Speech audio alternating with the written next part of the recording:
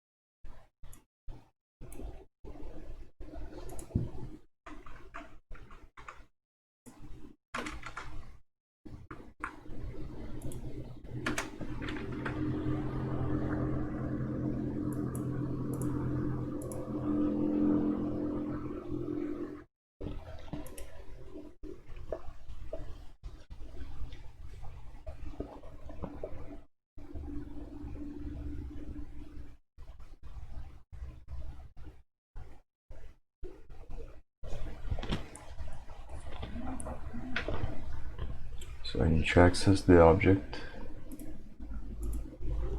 the average altitude.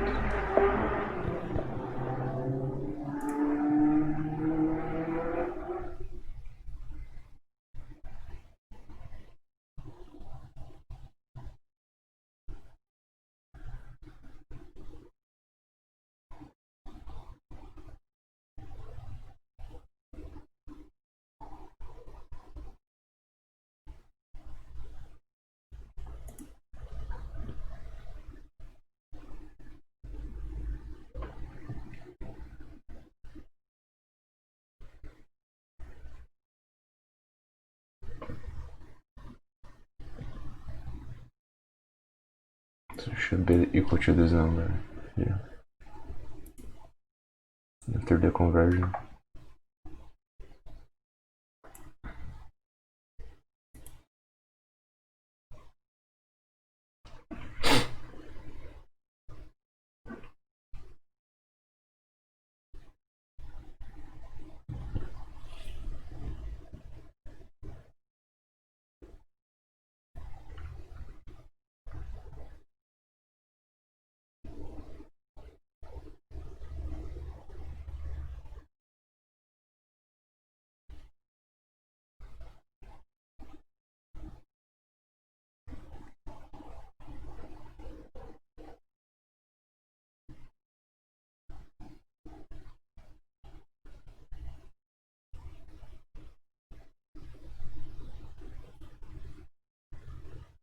How do I remove and add characteristics to an object? I forgot how to do that.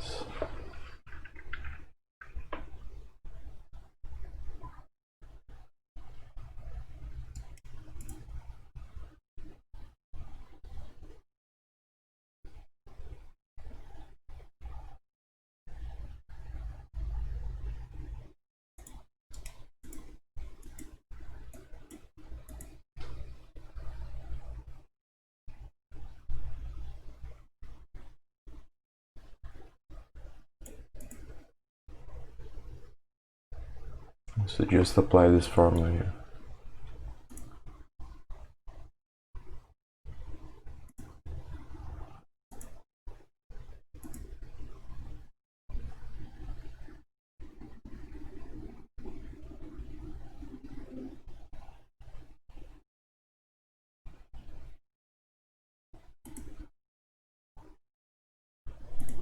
So why do I need the radius?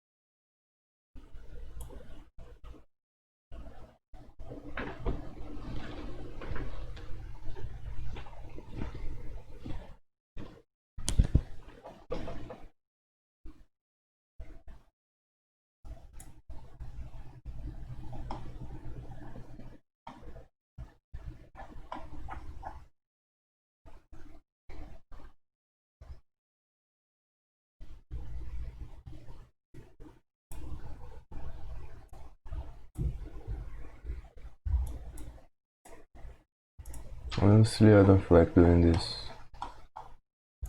calculus now. Like, that's not the point for doing these challenges for me. Point is to learn how to program, not to do calculus. And I want to save my energy to problems that require me to think about how to program.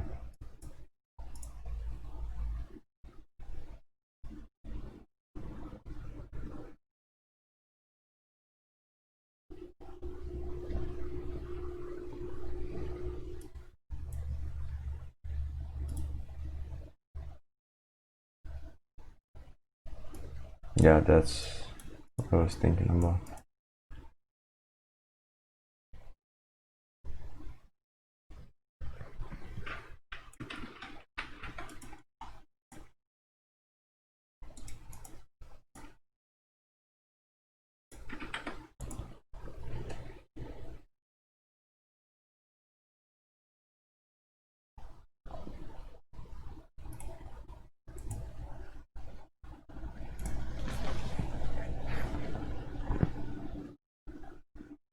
So get this, every 1.0...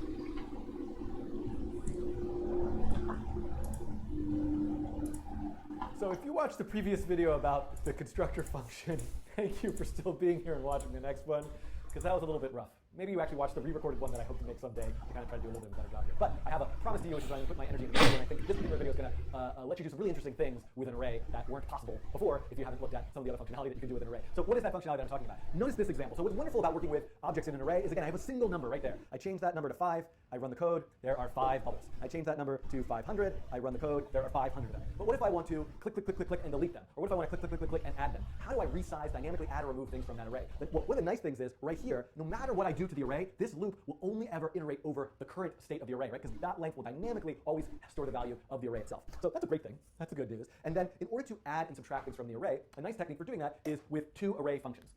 So one array function is called push. Another array function is called splice. Now, the truth of the matter is there are many array functions, and I will try to remember to include in the description below a link to a JavaScript documentation page that runs through all these functions.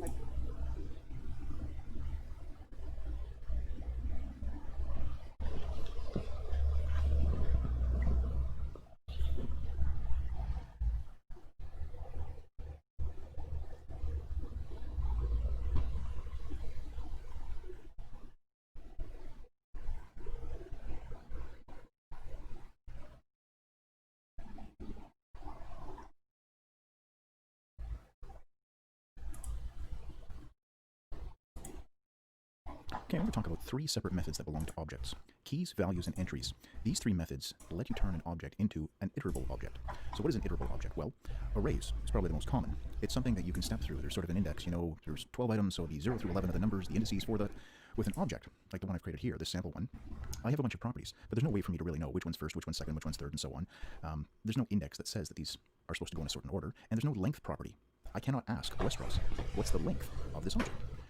So an iterable object, for example, an array. Strings are also iterables. Node lists are iterables. Typed arrays, maps, sets, and the arguments keyword that you get inside of a function, those are all iterable objects, and those are all things that you can ask for their length. And we can use a for in loop, or we can use a for of loop as well. For of loops are designed to work with iterable objects. So you've got your property name, the variable name that you're going to declare to use as you go through it, and then the thing that you are going to loop through. So this would be your iterable object here, and for each one of the elements inside there, this would represent each one of them. So this is a reason why you would want to have an iterable. Other reasons for having iterable objects like arrays, it means that we can do things like call a for each method. There's for each methods on arrays as well as on node lists. So this lets us call a function once for each array. We can't do that on an object.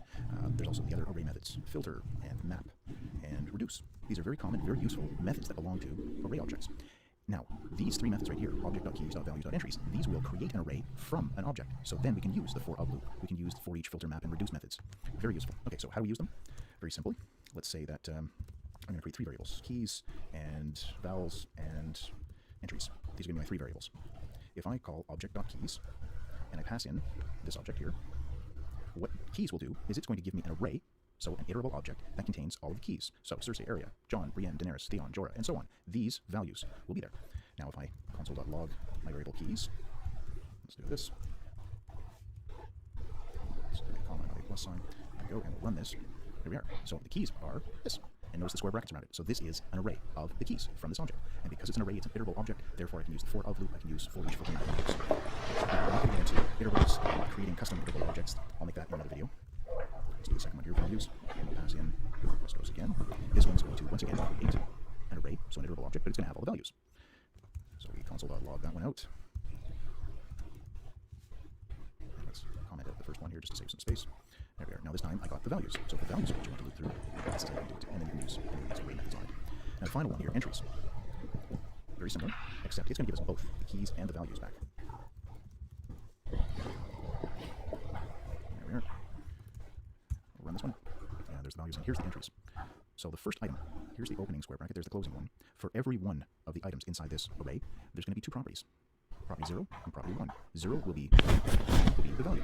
We don't need to know the names, both of them are strings in this case. So if I were to, at this point, say that I want to log, let's just pick one here. Let's say we want to get snow. So in the array, 0, 1, 2. So I need entries sub 2. That's going to give me this part right here. And then I need part 1. So that would be another set of square brackets there. Save some space here. And right here, there it is. So entry sub 2, sub 1, this is the value from right here. So every single element inside the array is an array itself with both parts to it. So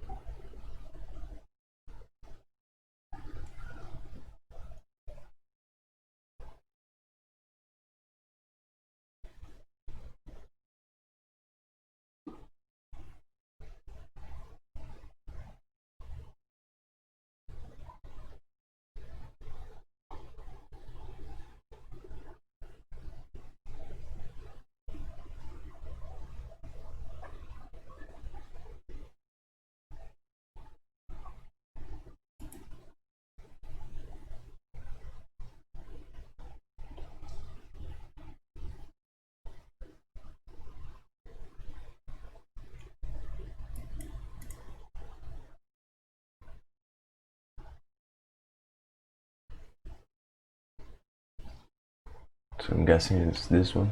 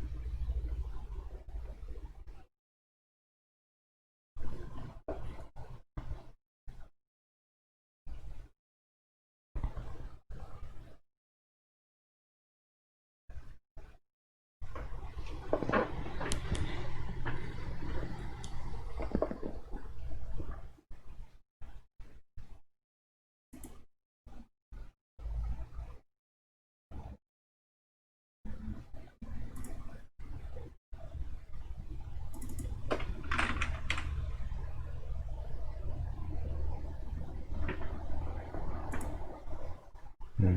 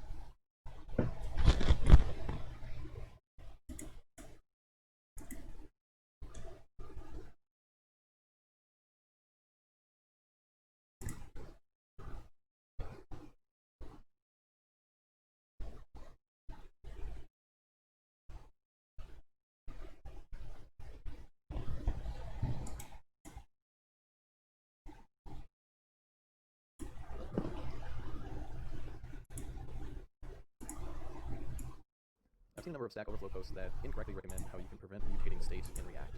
So let's just go through some simple examples using the node REPL. So here I am, node 10.16. Now I'll open up the node REPL. And let's pretend that we have state in a simple object. And in here we will have items being an array. Let's say there are 2 objects in this array. And the first one will say name is Paul and color is blue. This other one we will say name is Gus and color is green. Now, you don't want to directly mutate state. Instead, in React, you want to call setState and provide the pieces of the state that have changed so that it can properly live through a render cycle. So if we pull out state.items into an object called items, this is not creating a copy. A lot of people think this creates a copy, but it does not. If we update the first value of item0.color and we set this equal to yellow, we'll see that it updated the object to yellow, but these are just references. So if we look at the original state, you can see that this color also got updated to yellow from blue. I've also seen other posts on Stack Overflow that say that, oh, what you really need to do is you need to use the spread operator. So if you use the spread operator, this will create a new array, but each of the objects in this array will still be pointing at the original object. So here we have a new array, but each of these objects are just referencing the originals. So here if we type in items1 0.color is equal to black, we can see that items1 is black, items is black, state.items is black, and state is black. All of these are all pointing to the exact same object by reference. What you really need to do is you need to create a new array. So we spread the items into a new array, and then when we are updating the color, items2 index 0 color, let's say this color is equal to red. We don't actually, what we have to do is we have to set this to first spread all of the key value pairs in this object and copy them. And then we can set the underlying value to red. Okay, so now items2, you can see there's all values red. If we look at the original state.items, this one is now color is black. The important things to remember are that when creating and updating state, you cannot just point to the items within an object. You cannot just spread over an array of objects. You actually need to both spread over the array of objects as well as spread the individual object itself, and then on the new copy that's generated, set the value that you're interested in. And then you will have a new object that you'd be able to set in your setState call. I'm not sure if I get it.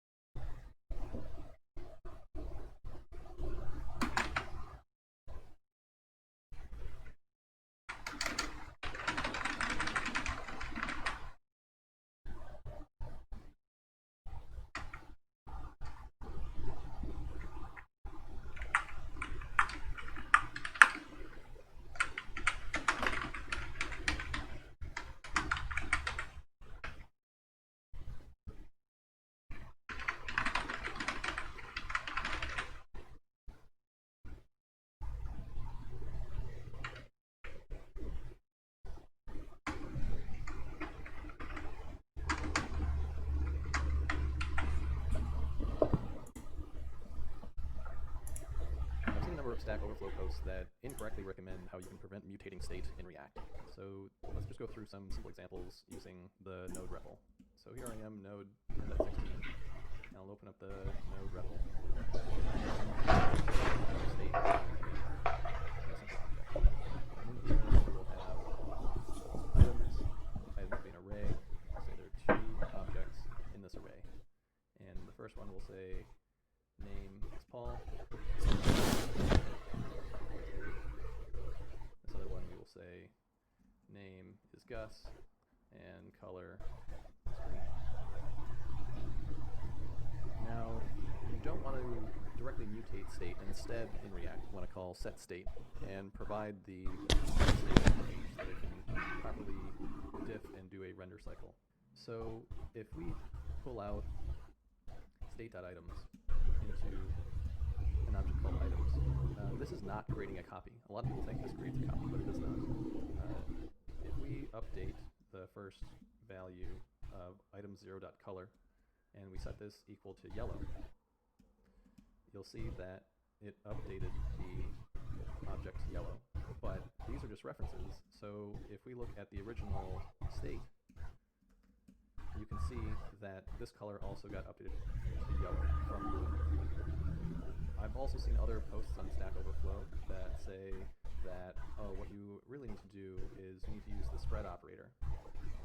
So if you use the spread operator, this will create a new array, but each of the objects in this array will still be pointing at the original object. So here we have a new array, but each of these objects are just referencing the original ones. So here we type in items1 0.color is equal to black.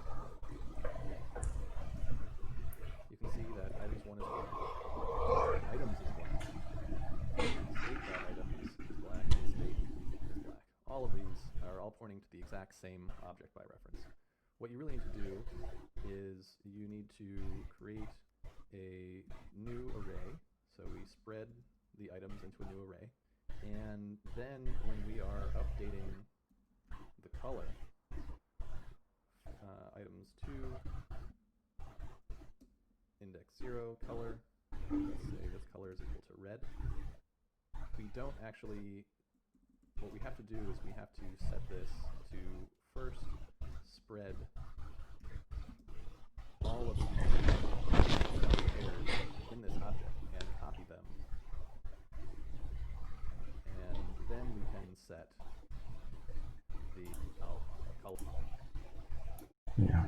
Hello, Internet. Welcome to Doing What I'm looking for. JavaScript lesson 15 is going to be about adding and removing elements from the DOM. So we will learn how to create element, insert element, replace and remove elements from the DOM. This is a very common task in JavaScript. Okay, let's get into code and see how we can create element from JavaScript. Okay, in main.js, I will create a variable called new element, and I will use document and create a function and pass in a tag or the element that I want to create. I want to create a li tag. Okay, so if we console log this, our new element, we will see that a new element has been created. Now I want to add text content to this element. So new element has a property called text content, and I'm going to say I'm a new element. And let's save and refresh and take a look at this object that we have created. As you can see, now there's an HTML of I'm a new element. Now let's append this element to our list. For this, I have created ordered list and given it the ID of my list. So the parent node is ordered list and the list tag is a child. So I want to append to this list our new element. So we do that by using the append child. First, we need to get the parent object. So I have used this ID, and let's copy that and use our document.getElement by ID function to do this. So document.getElement by ID and pass in our ID. Now we have the parent node. Now look how we append or add a new item, add a new element to our document object. To get the first child, we have to remove this. Yeah, that's not what I'm looking for.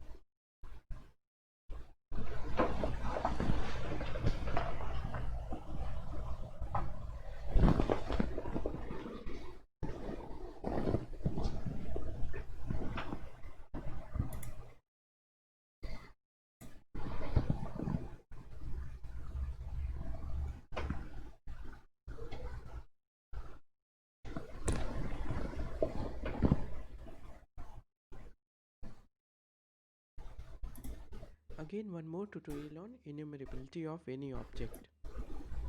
In this tutorial we will learn one method, object.keys, and I hope you are familiar with the concept of enumerability and object inheritance. So object.keys returns an array of all the names of properties, own properties. Remember, not inherited property created by object.create. All own properties which are enumerable. Okay, so in this example, I will create one object. Create one object with the concept of this list2 is an array t is another number string o, and from this say enumerable is attribute of this property. Right? So this defines the enumerability. Writable defines the writable attribute of this property. Randomly we'll choose any of this like t again. And last this 2 z is also, this would be true. Okay, now if I say using object dot one or two times, we will remember the object dot keys. I'm not giving any example of inheritance here, but properties of object O, which are a 5 properties enumerable, but those all 5 are inherited from property name, but it's okay for this concept. Object dot keys O2. Again here we have dd, which is enumerable. So I covered the example of inheritance also, in this case object dot keys. So this is all about object dot keys. It returns own property names which are enumerable. Very simple. Thank you. Pare agora o que você está fazendo.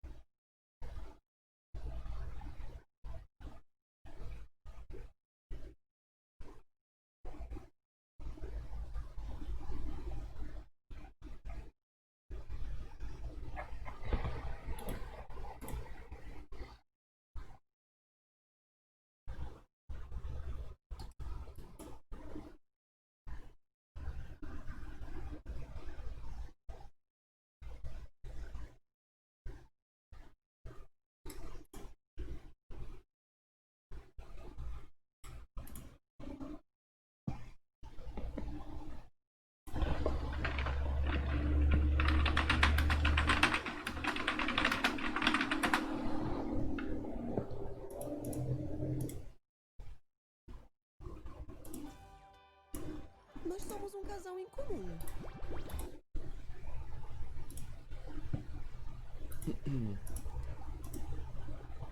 I'll be right back.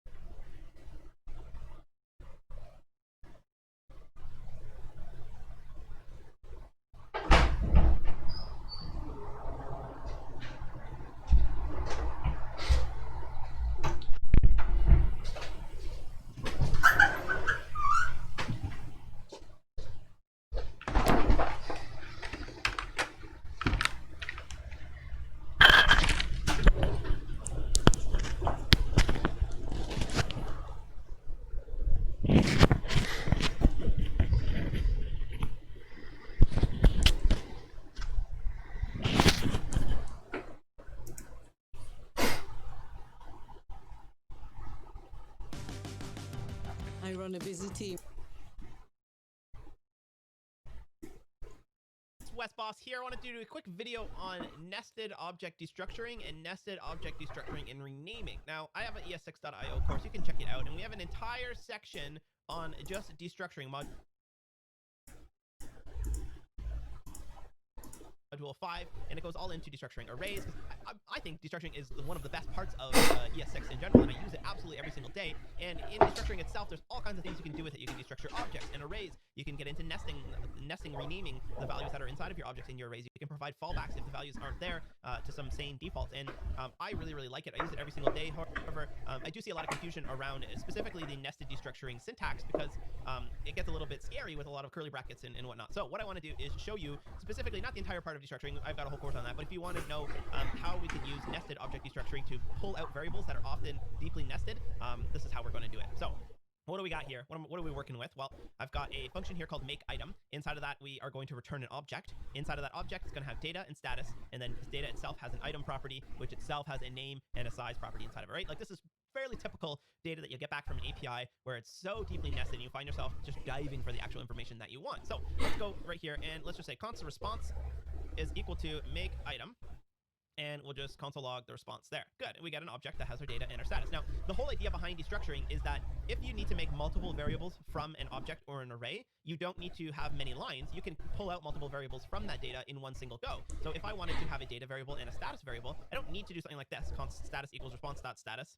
And I'd have to duplicate it over to data, and that would give us the data and the status properties. There we go. So we have our data and we have our status. Okay, but what if I had like 9 properties on this object that I wanted variables? I do this all the time in React, where I want a template with small little variables instead of saying like this.props.data.name or something like that. So what we can do with destructuring is get rid of those 2 lines, and we can immediately take the object that gets returned from makeItem and put it into its own variable. So we'll just say data and status. And that will give us 2 separate variables, one called data, one called status, and we're able to go whatever we want. We get alert the status, and that will obviously alert live, right? Okay, that's great, but what if I actually wanted to get the item inside of that? This is where nested destructuring starts to get in, right? I could console log data.item, and that's going to give me the actual item. However, I want a variable called item that is inside of this data.item. Well, you can destructure infinitely, as many levels deep as you want. So we can just say data is now going to be destructured into an item variable. And now this is going to cause an error. Reference error, data is not defined. Why? Because we no longer have a variable called data. We now have a variable called item, and data is just used to sort of get to it, to sort of jump a couple levels deep. So we destructure data into its own sort of temporary variable, I guess. It's not going to be a proper variable, and then we get to our item. So I can just console log item directly here, and now we get the actual item, and we still have that status variable that we destructured as well. Good. Well, let's go nuts. Let's go a little bit deeper. What if I wanted a name and a size variable just outside of that item? I didn't necessarily care about the item variable. So we could destructure item directly into name and size. Okay, now we get item is not defined because it's no longer a variable, but we'd have console log name and size variables. There we go. We get shoes is the name, and the size is still an object. So you thinking what I'm thinking? Let's go even deeper and destructure the size property into what is it? The properties US and EU. US and EU. You get the point of this so much. We have a US and an EU property, which tells us shoes 10 and 44. Good. So that is what nested destructuring is. One other thing that I wanted to show you is the ability to also rename them. So let me show you an example of some code that I'm working on right here. I have this function called createItem, and what it does is it creates an item. Now, what happened is that the response that came back from this createItem API, it gave me a response.data.createItem. That's where the actual item is, and I needed to get the item ID in order to change the page. Okay. Makes sense to me, but the problem was that I was destructuring out into just a top-level variable called createItem because that's the property that comes back on the. What's going on, everyone? Hope you're doing well, and in this video I'll be talking when you're building your data objects that took you about 3 object methods. The ones I'll be talking about will be object.keys, object.values, and object.entries. So I'll be explaining how they work, and I'll also be showing you some examples of how to use them. So let's get into it. So the first one we'll talk about will be object.keys, and what this method does is you'll pass in an object, and what object.keys will do is it will return an array of the object's property names. So for example, in here we have a sales object that has a key of the salesman's name and also the amount in sales. So if we do console.log of sales, I'm sorry, not sales, but object.keys, and then we pass in sales, go ahead and save that, and then we'll run our index.js file. You can see we have an array of those property names. And as well as if we do values, So object.values is the next method, and this method will return an array of the object's values. So if we save that and run this, we'll get an array of those values. And the third method is object.entries, and what this will return is it will return an array of key value pairs like this. So if we do object.entries and then we do sales like that, we can run that, and you can see we have an array, and then we have a subarray of a key and value pair. And so we can do another example here. So an example I want to do is I want to create a function that will return the sum of the total sales that we've had. So we can do a function, do sum sales, and we can pass in an object. And then here we can use a for of loop, and this is a new loop in ES6 where it allows you to loop over objects, arrays, maps, sets, etc. So it's pretty handy. So we can do let value of, let's see, obj, and then in here we can do also we'll create a variable here. We'll call it sum to keep track of our sum, and then as we're looping over it, we can add the value. And my mistake, I need to do object dot, let's see, dot values, because we're looping over values. So that's going to be an array that we're looping over. So object.values will return this array here, and that's what we'll be iterating over. And then as we're iterating over it, we'll be accumulating the sum. So then we can just do return sum, and down here we'll just go ahead and call console.log and do sum sales, pass in the sales object, save that, and then we'll call our index.js file. And as you can see, we get the total sum there. And for the last example I want to do an example where we just return out a string of basically the saying that John has had 30 sales, and we'll make use of object.entries to do that. So in this function, I'll call it function, I'll just call it person sales, and then we'll pass in an object. And then in here, we can just do another for of loop, and then we'll do a let, and then we're actually going to destructure the key and the value of object.entries, and then we'll pass in the object, and then here we'll just do a console.log, and we'll do backticks here since we'll be using some JavaScript variables, and then we'll do, this will be key, so John had, then we'll do another one, and then we'll do value, had 30 sales, and then we can go down here, and then we can do person sales, save that, and go ahead and run our code. And as you can see, we have John had 30 sales, Sally had 40 sales, Rob had 35, Jim 50, and Kim 49. And so those are a few examples of how object.keys, .values, and .entries work. So hopefully you found it valuable. If you did, go ahead and give it a thumbs up. And if you'd like to see more content like this, go ahead and subscribe. Thanks for watching, everyone. Have a good day. Kyle.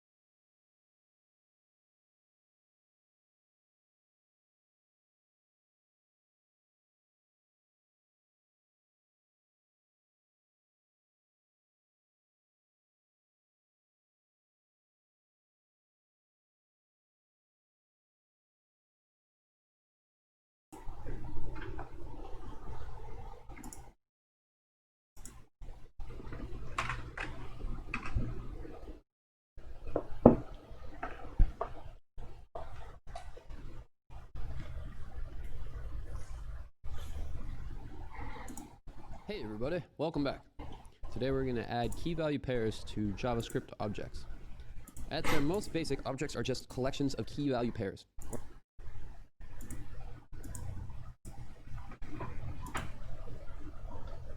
or in other words, pieces of data mapped to unique identifiers that we call properties keys. Let's take a look at a very simple example. Here we have FCC user, which is equal to an object with a username of awesome coder, and then their next key value pair is how many followers they have with 572. This key value pair is points. They've got 1,741 points, and then they've got a key project, which is the 50. The above code defines an object called FCC user that has 4 properties, each of which map to a specific value. Key.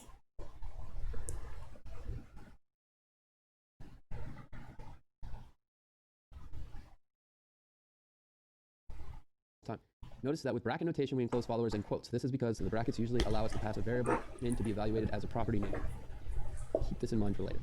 Had we passed followers in without the quotes, the JavaScript engine would have attempted to evaluate it as a variable and a reference error would have been thrown. Using the same syntax, we can also add new key value pairs to the object. We've created a foods object with 3 entries. Foods object, a foods variable with 3 objects, with 3 entries. Add 3 more entries, bananas with a value of 13, grapes with a value of 35, and strawberries with a value of 27. So, currently we're console logging the foods, and it's coming out apples, oranges, and plums, apples, oranges, and plums. And so what they want us to do, I'm gonna do it first, let's go first, we'll do dot notation. So we're gonna go foods dot bananas is equal to 13. And now we've got bananas in here, bananas 13. Now for the next one, let's go bracket notation. Foods, and then here they want us to throw button, and that allows me to jump back and forth without having to use the mouse. Let's do dot notation again. Foods dot strawberries is equal to 27. And now we have apples, oranges, plums, bananas, grapes, and strawberries. So this is the bracket notation, this is dot notation. If we run the test, we'll see what that passes. Oh, it doesn't! Strawberries with a value of 27. S-T-R-A-W, strawberries. There we go. We run the test, that passed. Okay, awesome. So yeah, this is actually super useful stuff. If we were to console.log out, instead of just foods, we could go strawberries. Strawberries.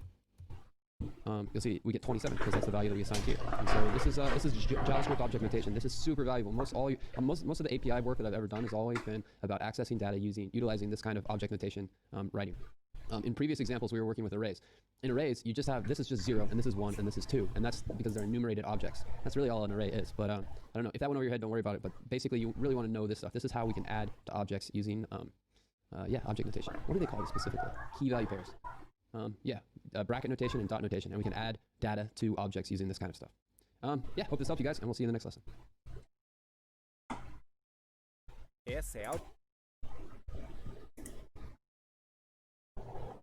Hey guys, how you going? My name is Dom, and in today's video we're going to be taking a look at looping over objects within JavaScript. Okay, so over the years there have been many different techniques when it comes to looping over objects, but in today's video we're going to be taking a look at some of the more modern techniques. So that involves utilizing the keys, values, and entries methods which are available to call with your objects. Okay, so let's go inside the text editor right here and begin by firstly just creating an object to loop over. So let's make a new constant right here called user equal to a new object, and of course the user is going to have a few properties. So we can say, for example, name as being Dom. Let's say age at 32 and occupation. Let's make it a developer.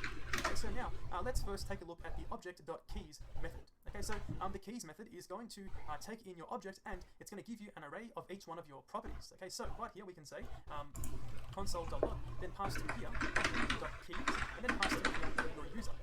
Okay, so now saving this and refreshing, we can see in the console we get right here an array of each one of the properties on the user. Okay, so now if you want to loop over your objects and of course retrieve your value, you can do so using this method. So it's going to be really straightforward. Let's go back inside the text editor and use a for loop. So we're going to say for, then we're going to say const of, then use object.keys once again, also passing through the user like we did earlier. Okay, so now it's going to loop through each one of our keys or our properties. Okay, then we can simply just say something like console.log, then pass through here using the backticks or template strings. We can simply say firstly the key, then we can do is equal to, then the value. So for the value, it's going to be as simple as the object itself, so this is user. Then we use these square brackets right here to pass through the key. So basically, we pass through the key right there, and of course this one is going to give us the value. Okay, so now saving this and then refreshing the browser, we can see inside the console, we get right here name, Dom, age 32, occupation, web developer. So of course, it's got our key, so each key and then each value.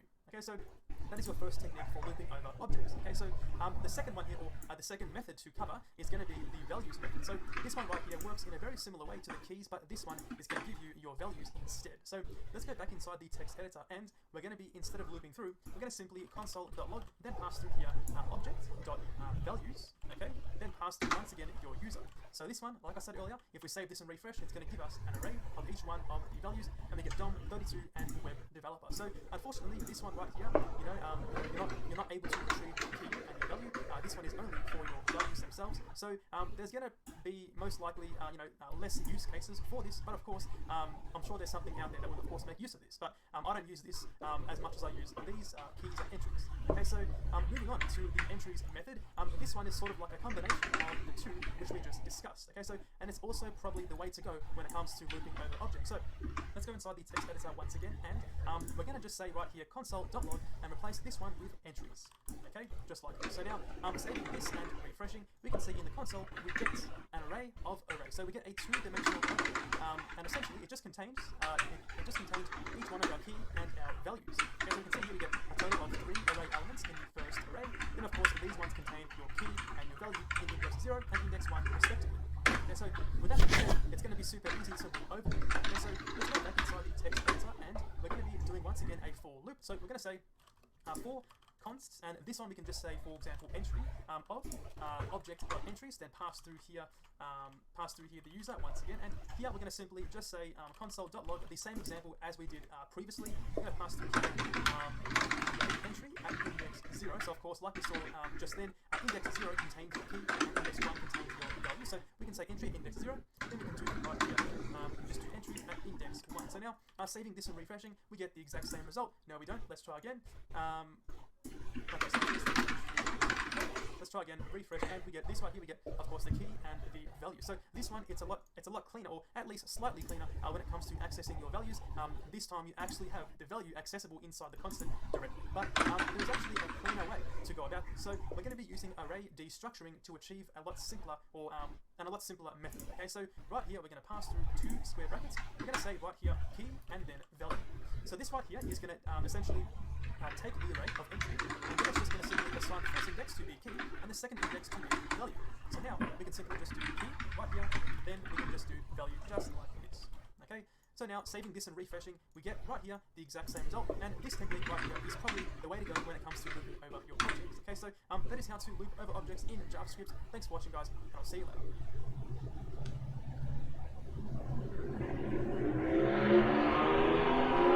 So that's not the formula.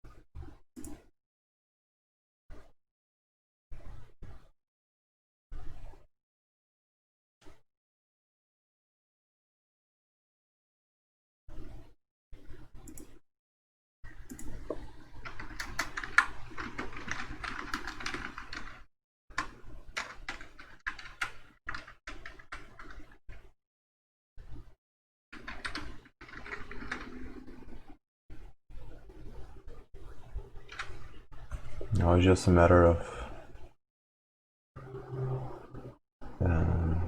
finding the formula. It is the right formula.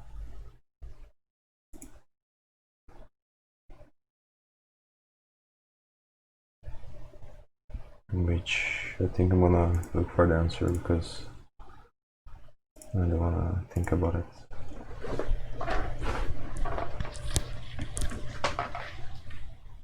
Math that's wrong.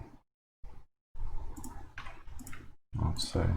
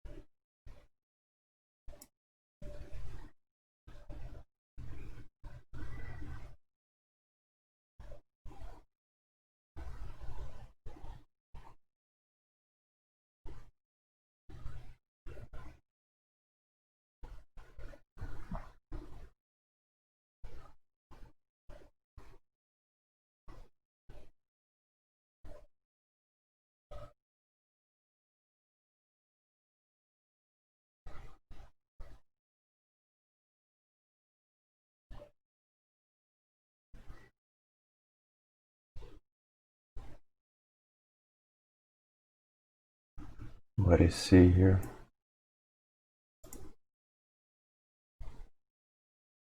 Object dot average.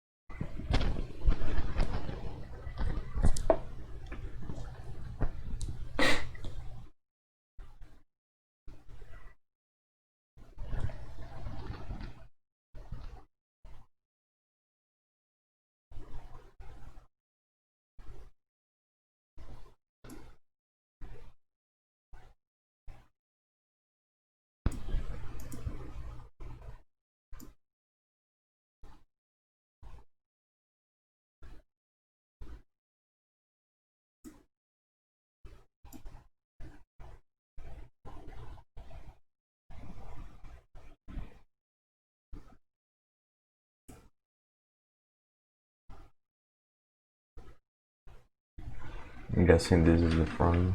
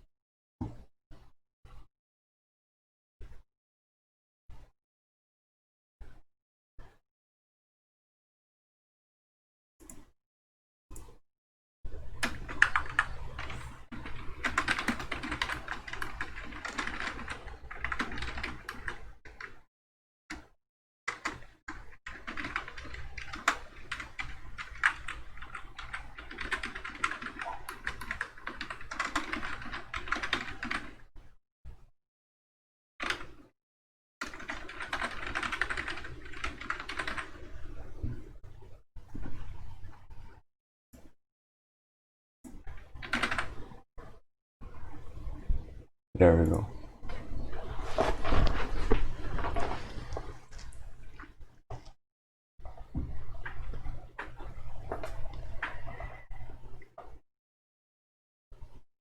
No, here, that's the problem.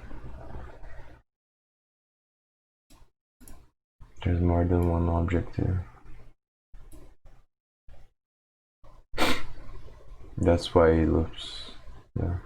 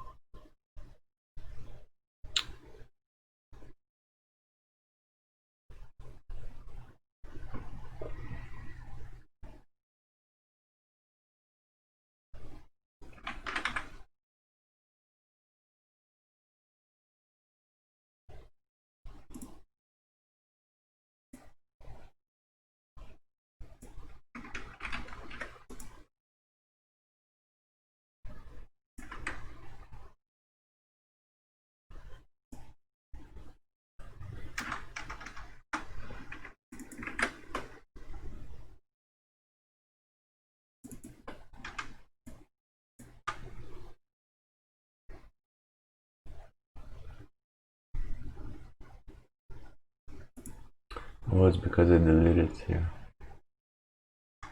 That's why. It wasn't working.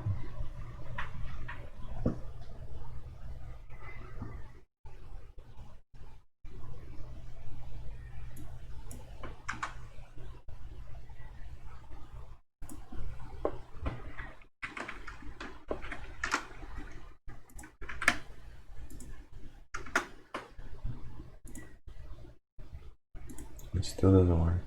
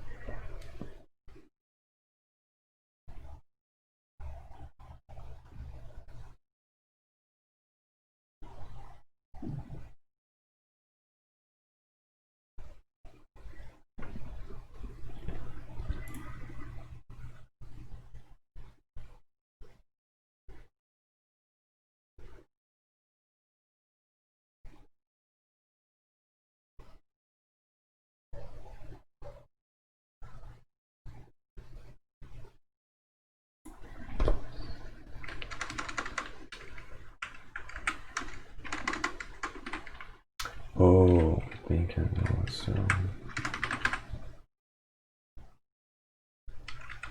and maybe now it works.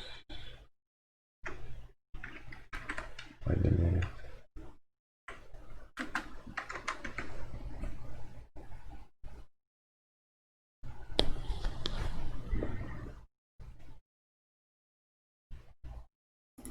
This is not gonna work.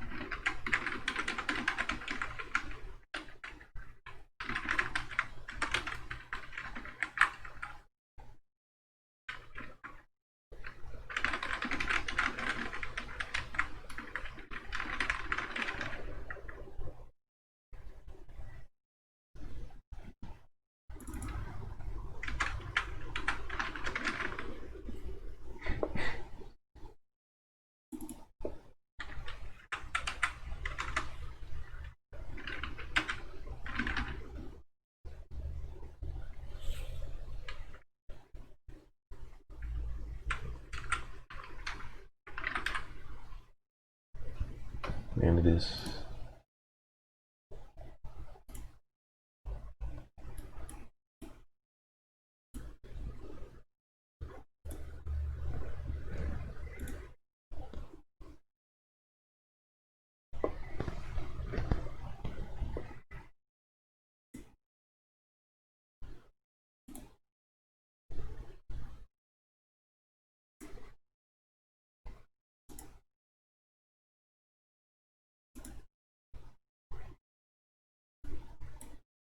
Oh. This is the issue.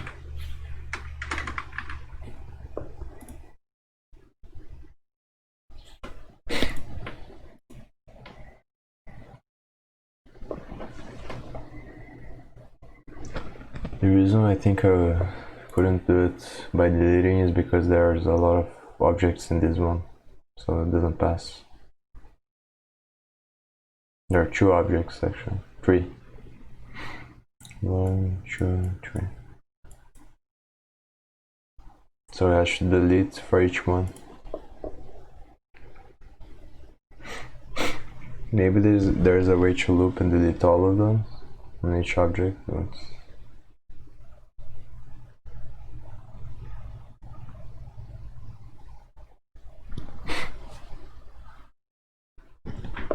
this is easier, I think.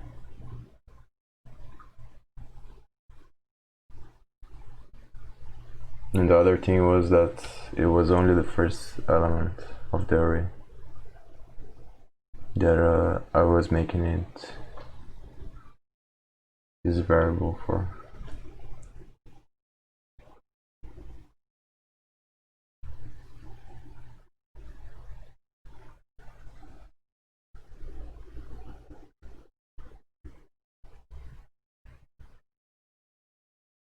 But how does it change automatically?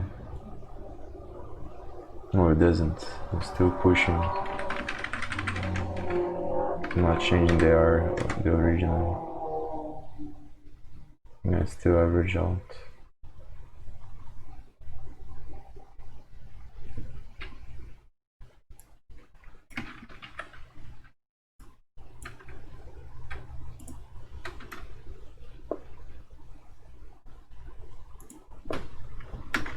Let me see if what happens if I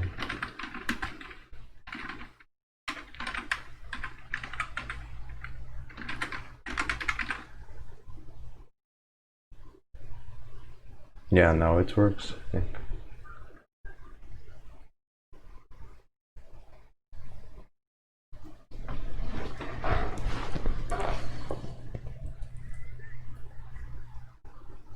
if I do it like this.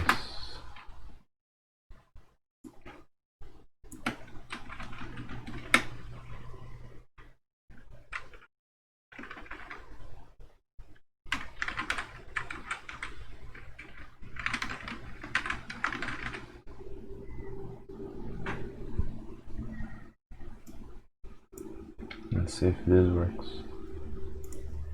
No, it still works.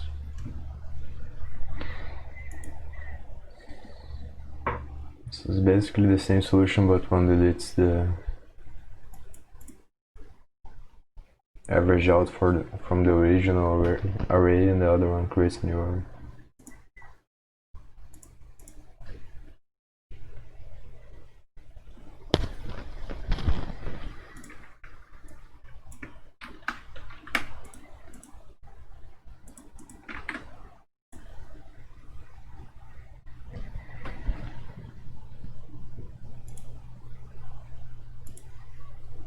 Wow, 25 minutes. Hello. Hello friends, welcome back. Today I'm going to go through the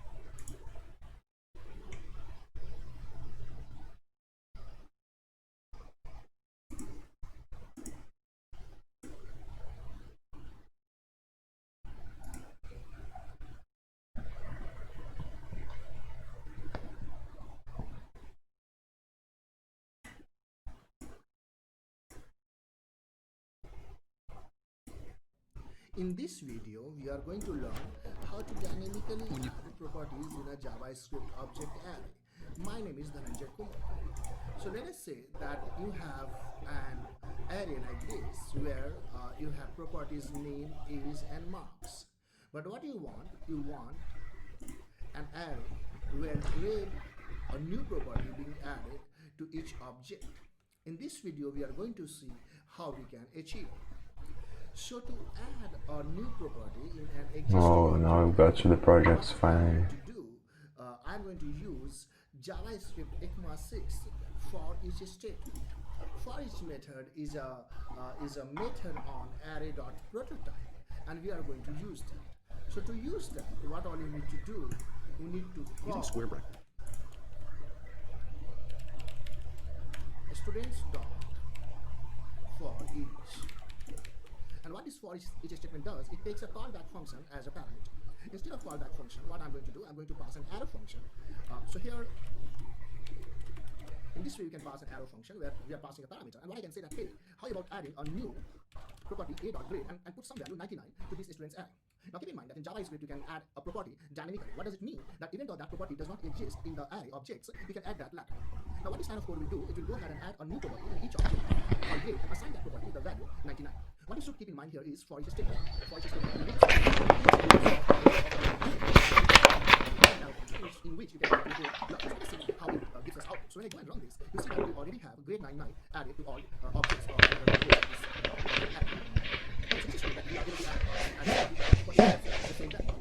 Different value for grade. And for that, of course, there are many ways. What I'm going to prefer is that I'm going to randomly generate that value. And to randomly generate that value, I'm going to write a function. And what this function is going to do, this function get random takes two input parameters, mean and max, and it will just it is using math.flow and it is returning me a random value between this minimum and maximum. And here in a.grade, what I can do, I can call that function instead of assigning this 99. And here I can pass minimum and maximum values. So the same, I want minimum and maximum 30 and 100 for the grade. Now this code will add a new property grade to object array, and grade will have random values in between 30 and 100. So let's go and run it. And here you see that grade has random values now. So to summarize what I did, I have a student array. On a student array, I'm calling for each method, which is a property of array.prototype. For each method takes a callback function as input parameter. So instead of callback function, I'm using arrow function. And in the arrow function, I'm adding a new property and then assigning it with the random value.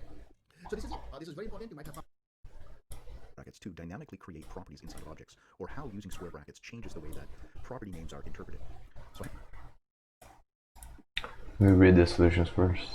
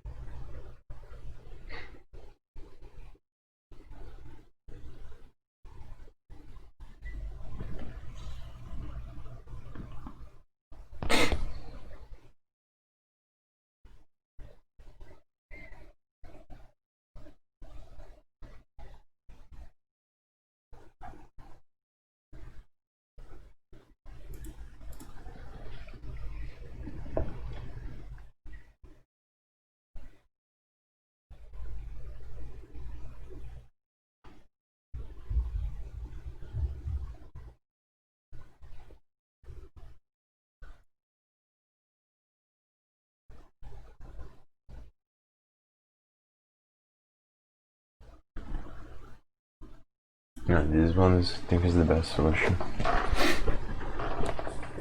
out of the four. Looks more simple.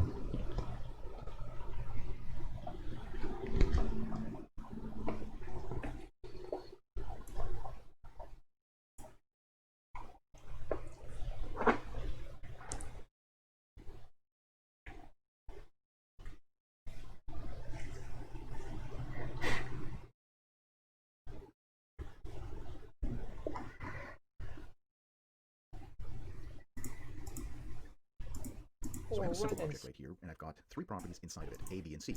Now I can use any of these three syntaxes. I can use A without the quotation marks, with double quotes, with single quotes, and all three of them are going to work. Now when I save this page, like this, my code linter is going to, or code formatter is going to revert these all to this syntax right here, so it's going to strip off the quotation marks.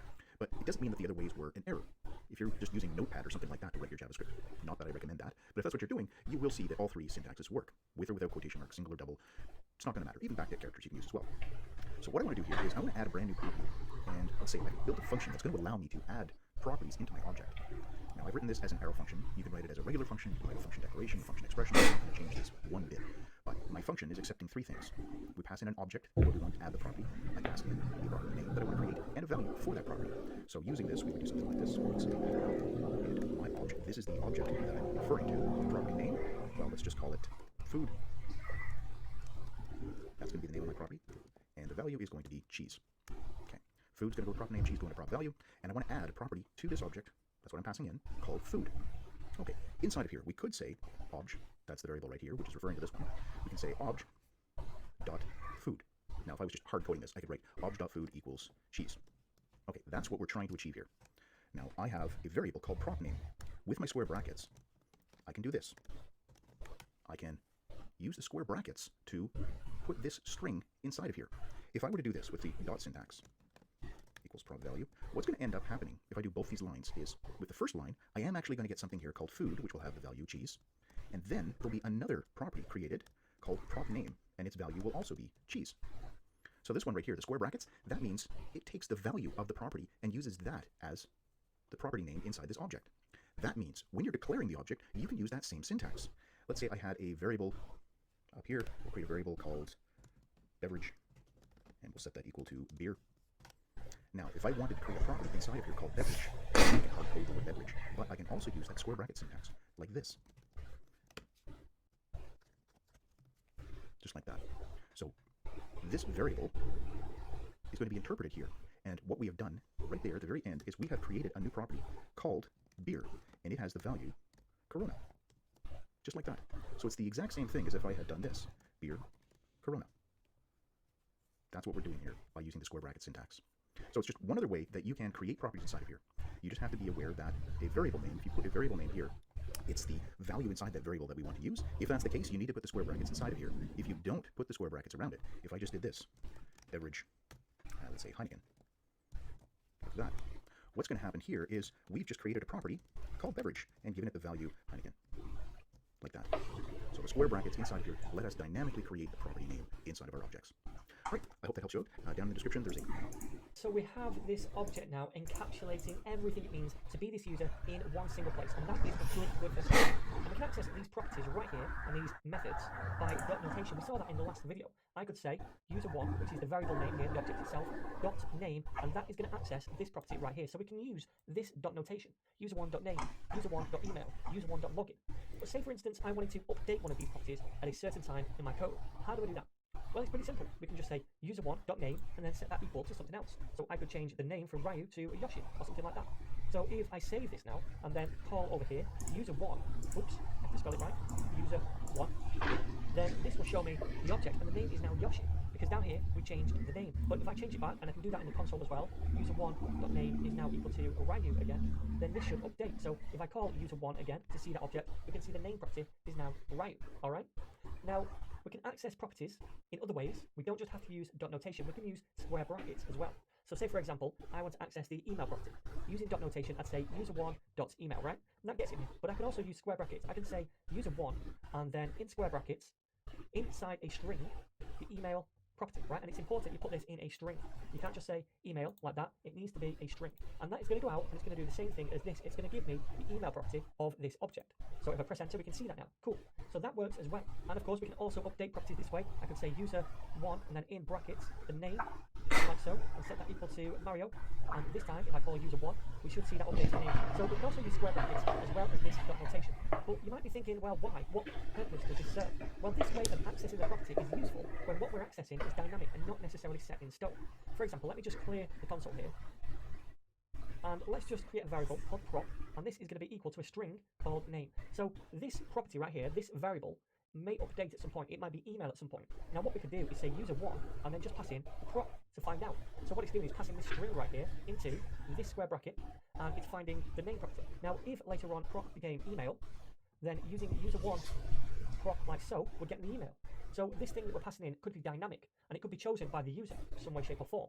And then when we try to access it, it's going to do it. We can't do that by saying user1.prop, because that doesn't exist. We're looking for here a property on the user called prop, and it doesn't exist, right? Here we're passing in a variable. So that's why this can be useful sometimes. But most of the time you'll probably find yourself using dot notation to grab the properties, like so.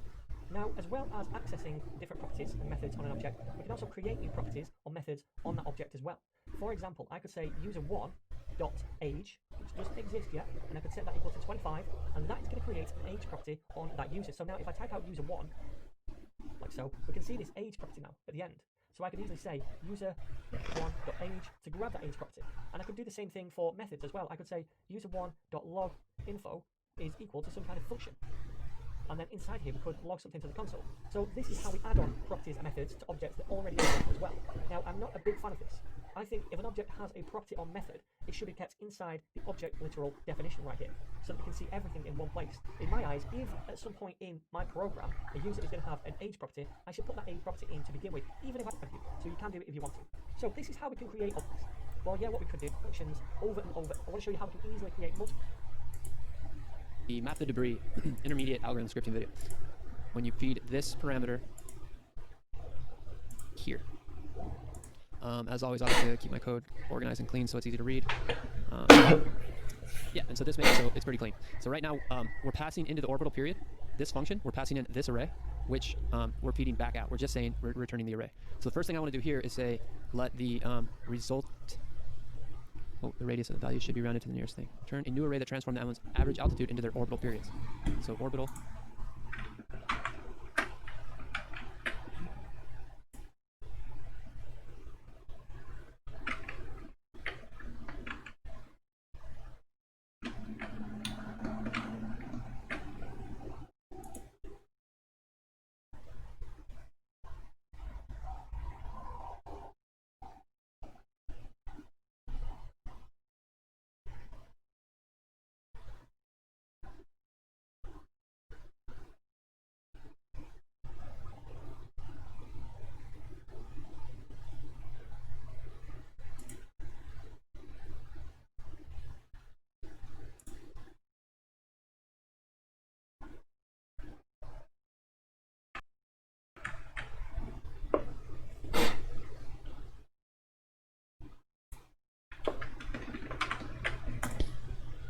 Period results. So we're making an array so that we can take this from this array. We're going to pass in all the return values from the data that's being passed in. So the thing that we want to do is save the name, but we want to convert the orbital period into a different integer, and we're going to run through there. But the first thing that we can do is just construct the orbital period results array. So now we're passing in an empty array. So what we want to be able to do is iterate through this array. This array has a length of 3, right? 1, 2, 3. And so we want to do an each loop to iterate through each of these. So we're going to take array.forEach, and then we're going to do a function where we pass, and then the function is going to have I'm going to call this a data point. So if we were to now go into here and do console.log data point,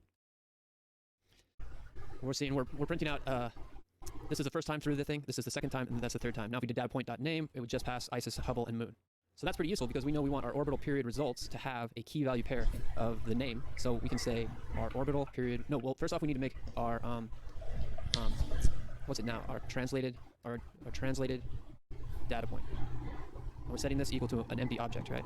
And so our translated data point dot name is equal to our data point dot name. Okay, cool. So now if we were to console log translated data point, .name, we're getting just the names here. And so, yeah, what we want to do is translated data point .name. If we set that equal to the translated data point .name. Okay, so we're saying we're creating the translated data point, and then we're saying the name is the data point .name, which is the name being fed in.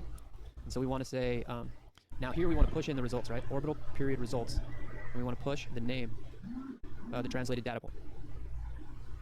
Okay, cool. So now what we're doing is we're iterating through, and with each one we're taking the name and assigning it to the name object key, and then the value we're passing in the name. So now we're already going name ISIS, we've already got name Hubble and name Moon. We've already got these guys being copied to our resulting data point. So now what we want to do is say our translated data point dot, what are we looking for? Orbital period.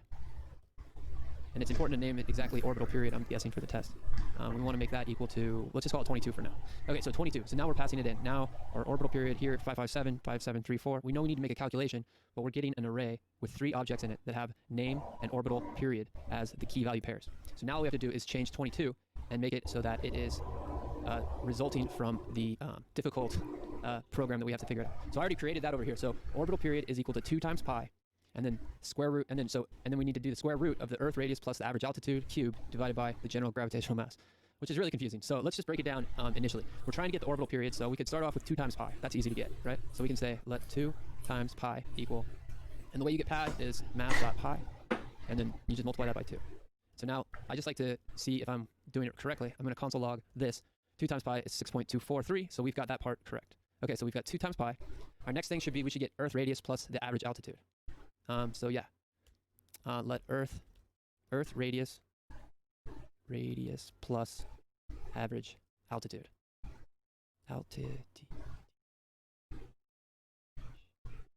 Okay, so Earth radius, we have this guy, and then we want to add that. Well, where's our average altitude coming from? That's coming from our object, right? So we're getting fed through. For each of the objects, we're passing in a data point, and we want to say the data point dot average altitude. Well, yeah, data point dot average altitude. Okay, I'm just gonna pull this out. Cool. So average altitude plus Earth radius. So this guy, we could say the top of divider. We're gonna make that. Now, what am I saying? The top of the divider, Earth radius plus average altitude. The top of the divider. So the result of this is equal to this number cubed. And so to get that, we need to do. Well, no, it's going to be to the power of 3. So we go Earth radius plus average altitude to the power of 3. That's how you do that in JavaScript, the double star. And so the top of the divider should be this number if we console log. Data point is not data point. There we go, data point. Okay, top of divider is not working. 3. How do you? I'm passing in the wrong thing. What I'm passing in is the result, and we need to pass in the question. So I'm just gonna do it like this again, but this time I'm making the key average up. Data point. Okay, I changed it from data point to Ellie, but I'm gonna change it back here as a variable. But what we can do is we can start saying, we can say that number to square, right? And we're gonna make that equal to the top of divider. Yeah, the top of divider divided by GM. Okay, so I'm gonna go over that again. Earth radius plus average altitude. 413, and we're adding that to Earth radius.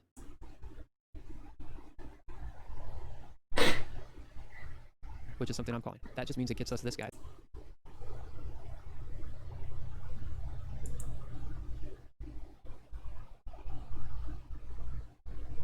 Pi, but we don't really need to do that by saving a variable. We could just say 2 times pi, and then put this in brackets.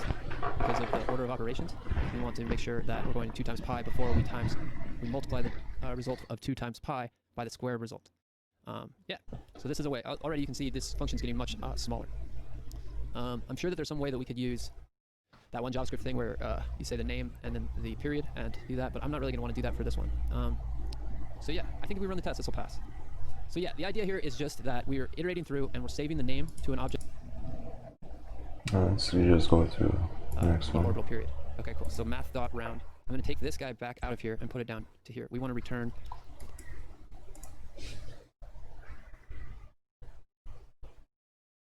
Let's see.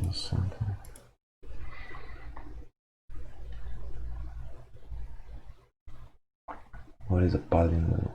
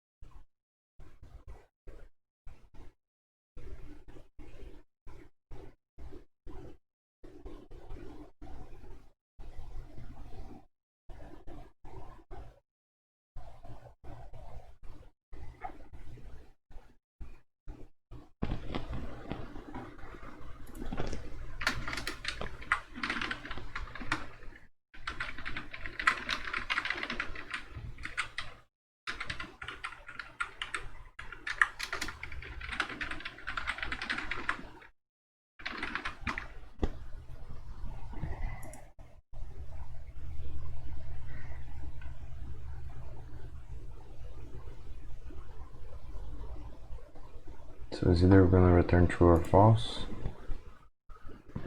and we need to remove. So this is probably going to be regex type stuff.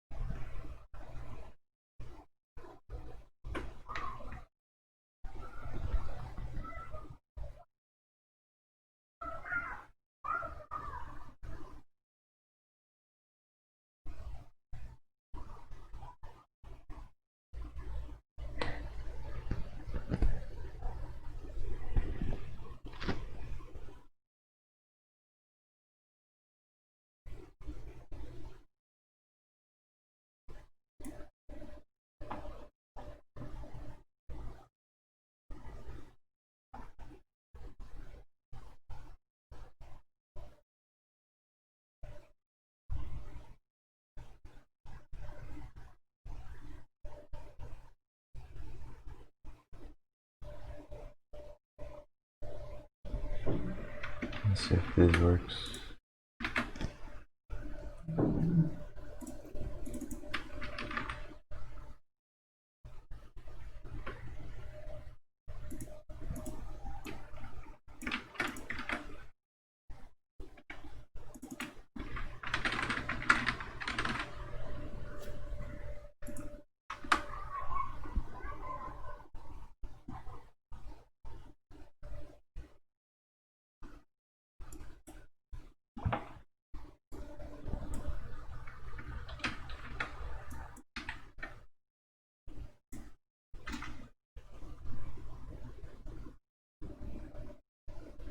So this is removed.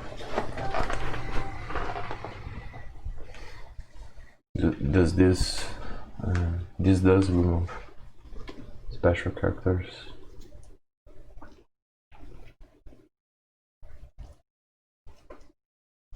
And now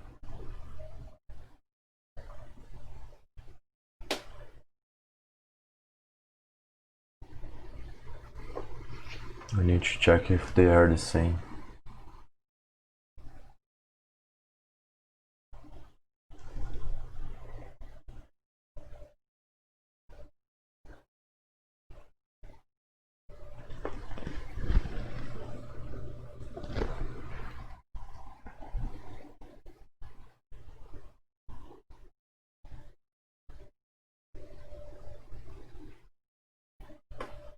So how I'm gonna do that?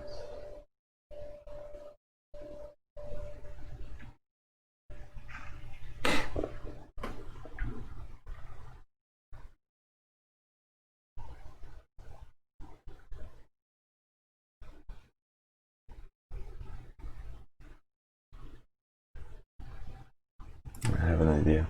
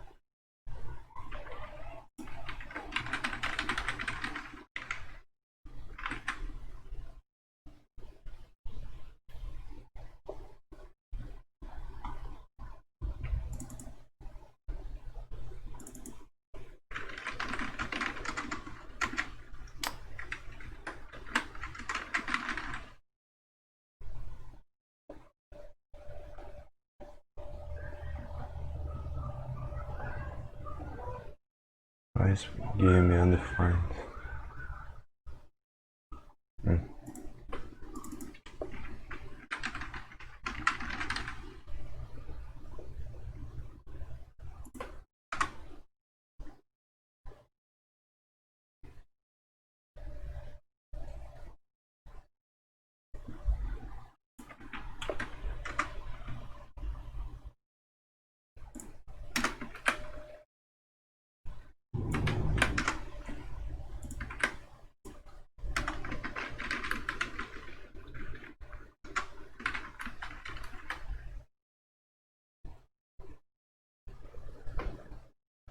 This is gonna be a string.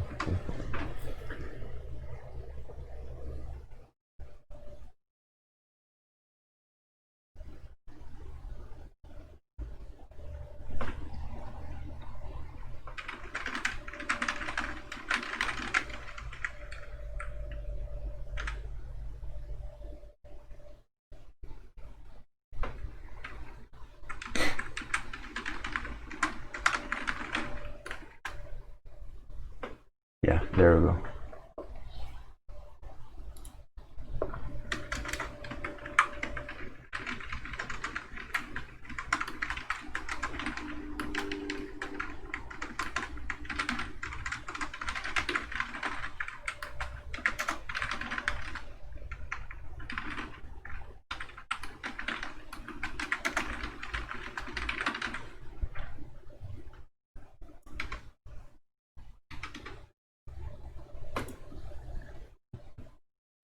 So a couple of them right and a couple of them wrong.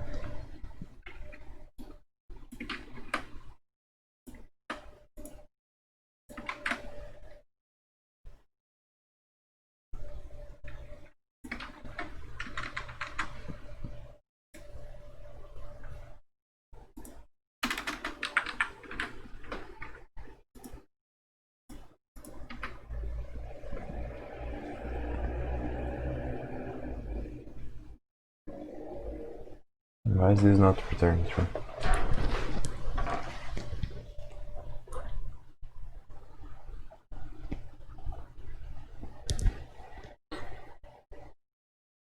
They are the same.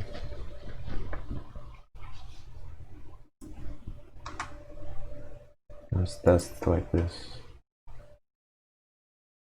Now it's returning true.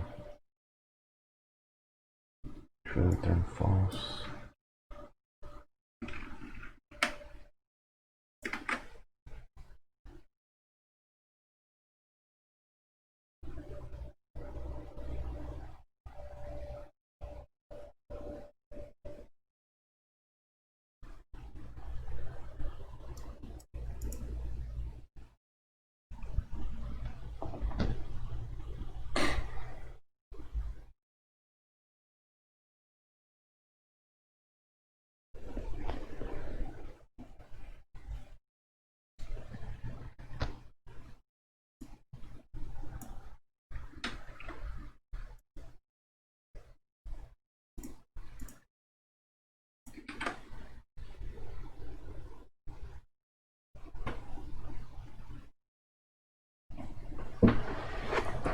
So you're just making the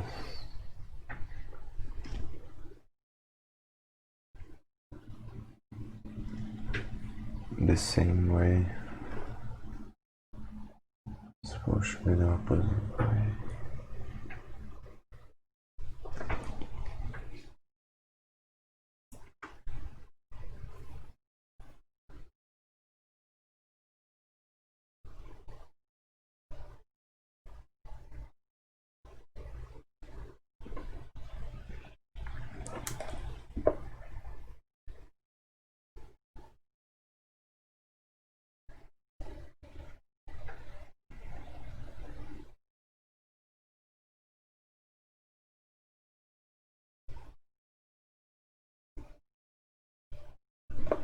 Maybe if I do it like this.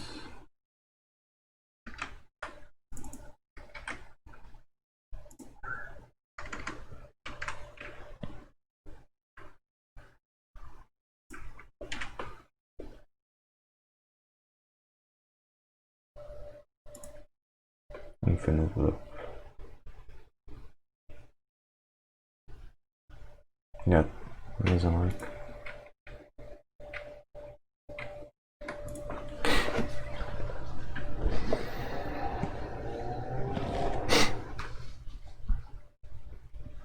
I want to reverse this string.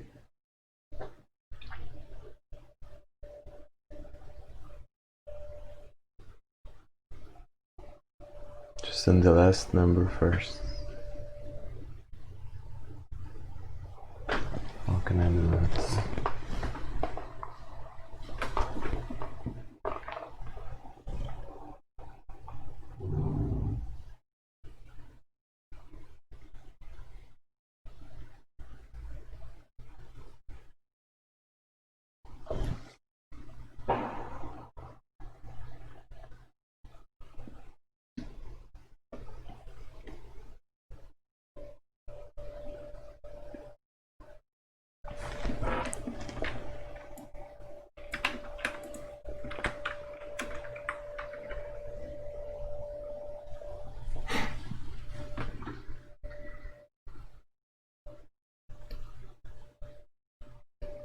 I'll be right back.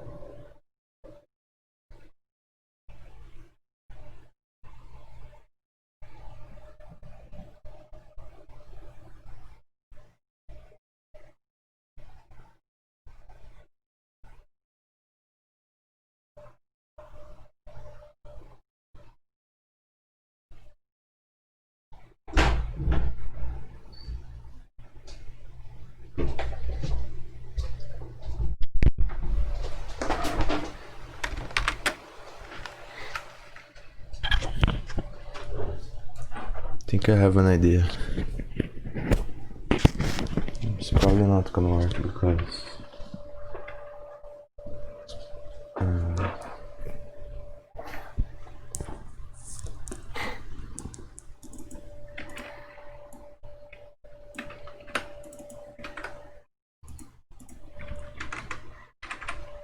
I think this statement doesn't work. I remember.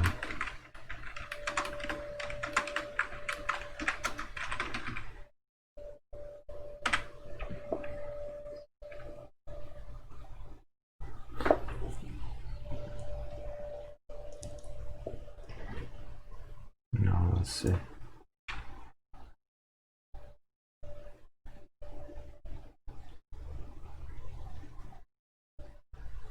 It's probably gonna give an infinite loop again.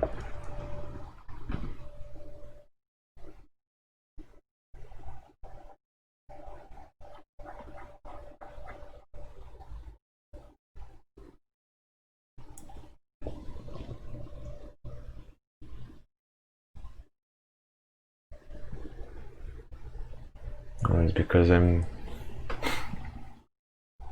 making it equal to the length every time.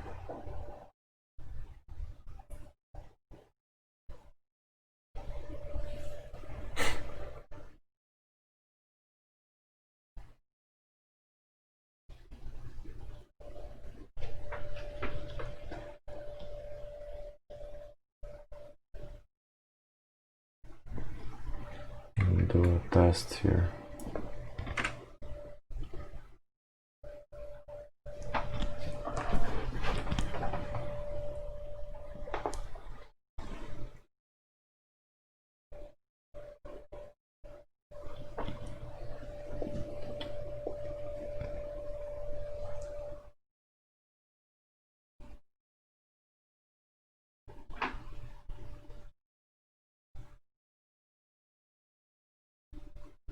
Oh, I don't need to put this here.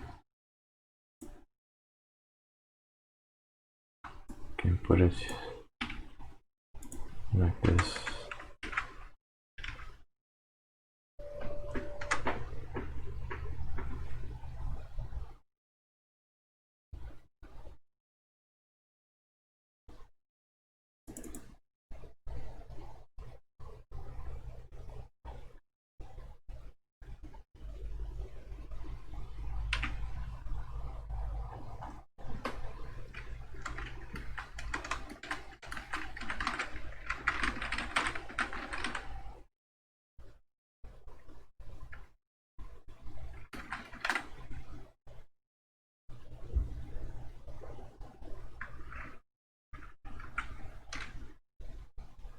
Yeah, there we go. Now I think it works.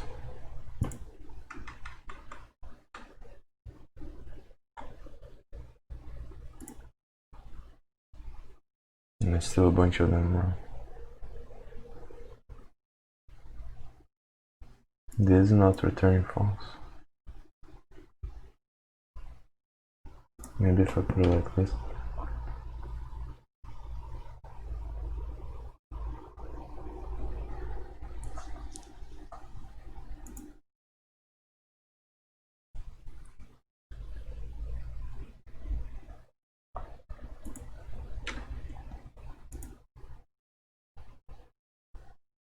It's not gonna work. Maybe if I make them both.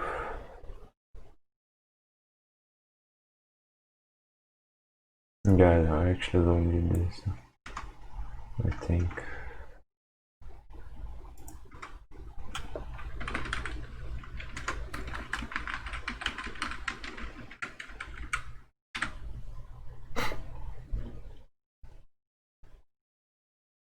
Let's see if this works. It still doesn't work.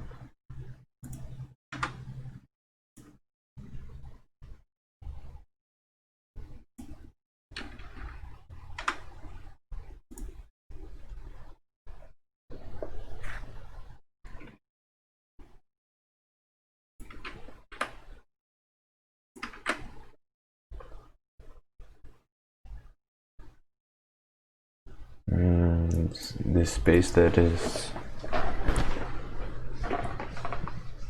giving me the wrong thing.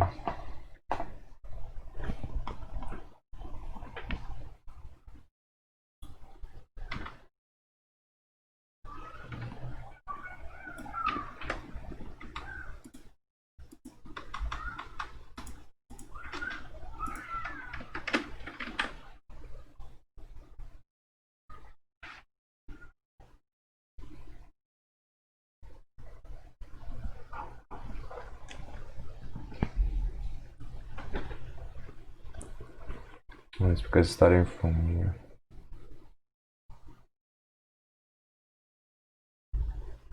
So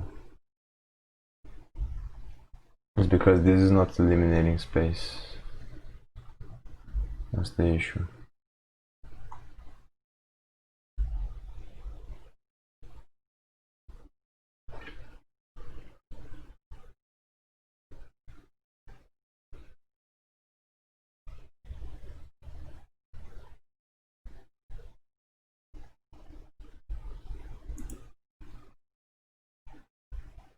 I'm afraid that if I put here, it's gonna ruin everything.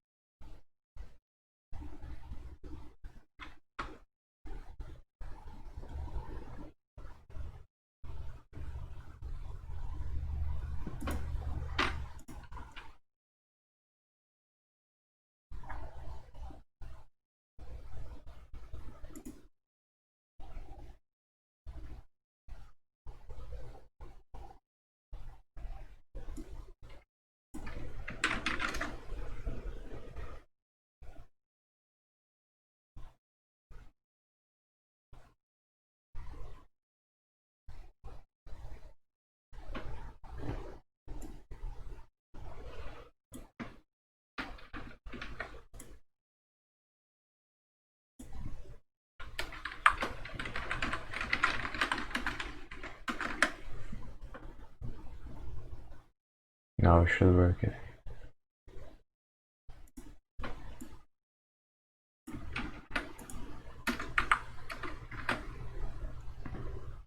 Yeah. There's still a bunch of them.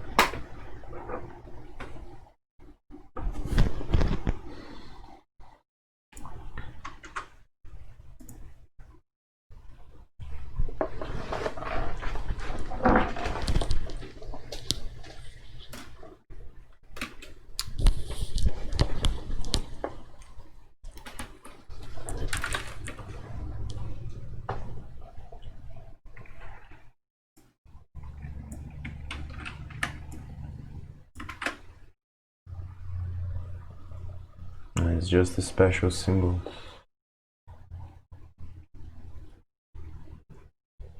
It's probably because of this.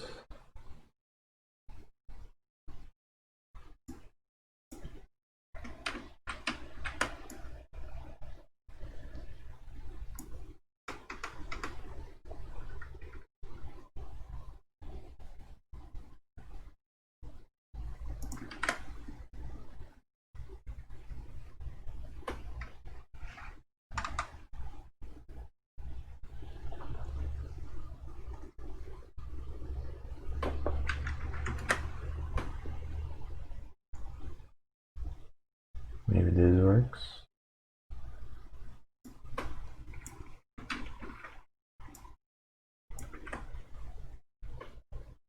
Yeah, that's it.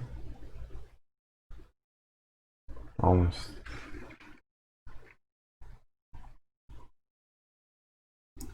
This wrong and this one. There's two wrong. It's probably another special symbol that I need to remove. This should have turned true.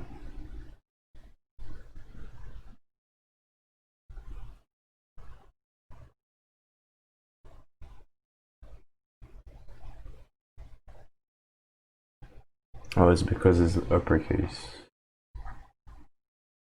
The R is uppercase.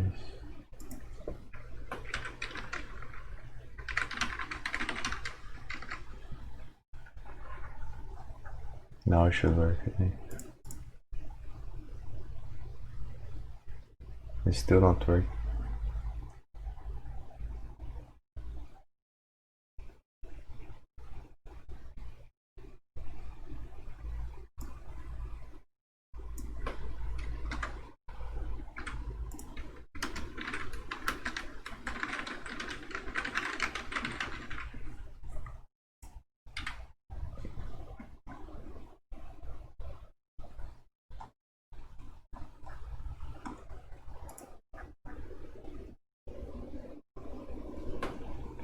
Wasn't from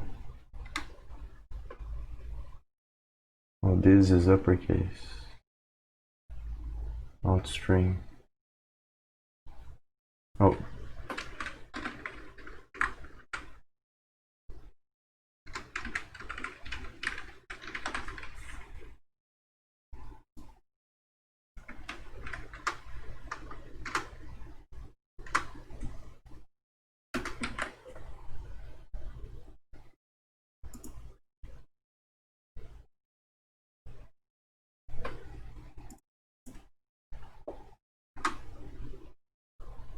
It's still uppercase.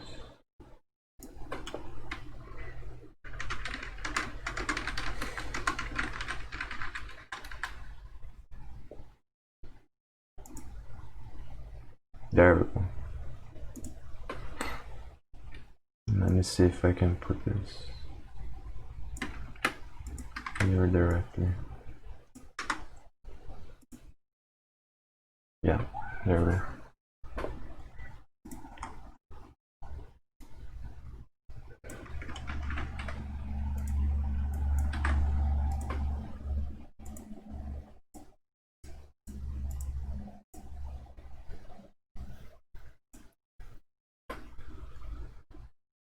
These rejects, I suck at this.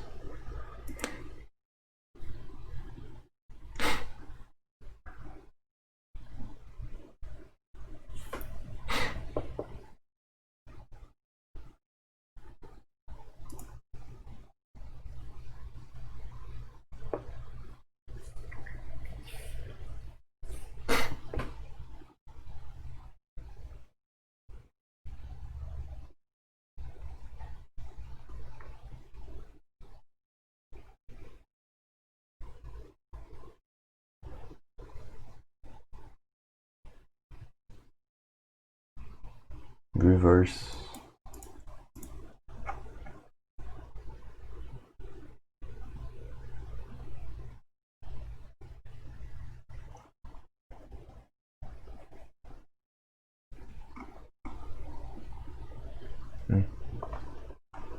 It's an array probably.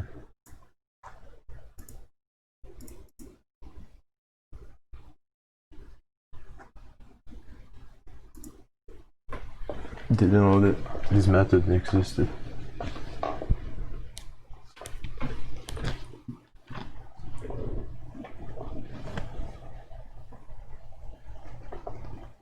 Yeah, that makes things easier.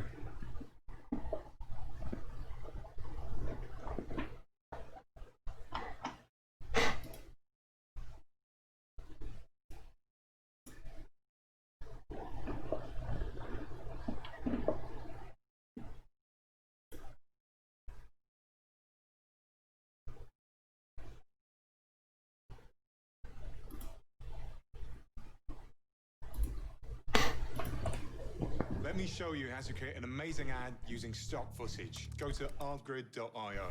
Look at all this great footage. It was always a challenge for me to create a high-end...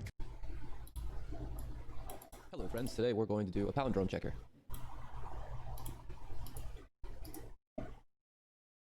Hello friends, today we're going to do a palindrome checker. Okay, so return true if the given string is a palindrome, otherwise return false. A palindrome is a word or sentence that's spelled the same way both forward and backward, ignoring punctuation, case, and spacing. You'll need to remove all non-alphanumeric characters. That says to me we're going to be doing regex, or regular expressions, punctuation, spaces, and symbols, and turn everything into the same case. So we're going to go to lowercase or to uppercase, but we'll do lowercase in order to check for palindromes. We'll pass strings with varying formats, such as race car, and race car, among others. We'll also pass strings with special symbols. Cool. Okay. So we want to remember to use read, search, ask, and we want to write them code. Okay, so I should return true. Yeah, we run the test and we see. Okay, well, we're returning true right now all the time, but that's just because we're returning true. So what would be the first thing we want to do here? I'm going to console.log, and then let's create a variable. I'll call it polished string. Right, and then that'll be equal to the string, and then we'll replace it somehow. So let's just start with our first one that we're passing incorrectly, not a palindrome. This should be false rather than true. Oops. Pass it in here. Okay, so right now we're passing the string into the palindrome checker, and we're setting polished string equal to here. Now, what we need to do here is clean up the spaces in order to have a thing. So first thing we can do is say replace, and then we'll put in a regular expression of maybe This one seems easy, but it's actually kind of hard. and replace them with Kind of hard, I with an think. empty space. Maybe W. Yeah. So the W gets rid of the white spaces, right? We'll add a plus there. Expand this so it's easier to see. So not a palindrome, and not T, not a palindrome. So we've got it reversed, and now we can just join it together using that one. And so now is the reversed string. Now this is the reversed string, and this is the polished string. Are those equal? So we could say polished string is equal to the reversed string. This is false, right? Okay, cool. So now we have a conditional statement of polished string is equal to reverse string. So what we can do is say if polished string is not equal to the reverse string, then we return false. And let's make this equal to the result, and then console log the result. Here, if we wanted to just solve this one, we can just throw in here. This should pass here. Okay, cool. So now the next problem is we've got this one. This is a long palindrome. A man, a plan, a canal. So the polished string, we're logging out the result. The W is taking. I'm not gonna watch this actually. Let's think about this.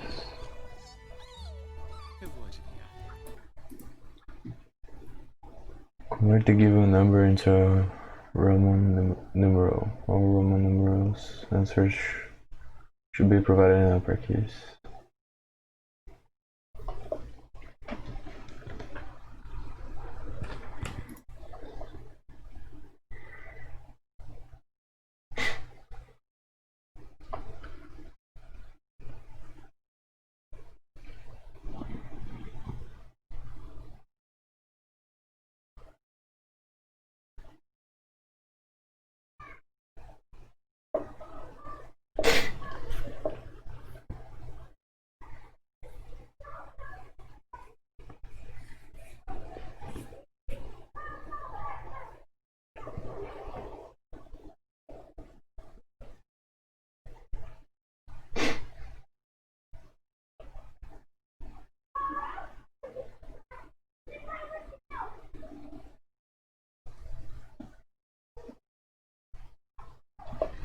Break the number into thousands, hundreds, tens, and ones.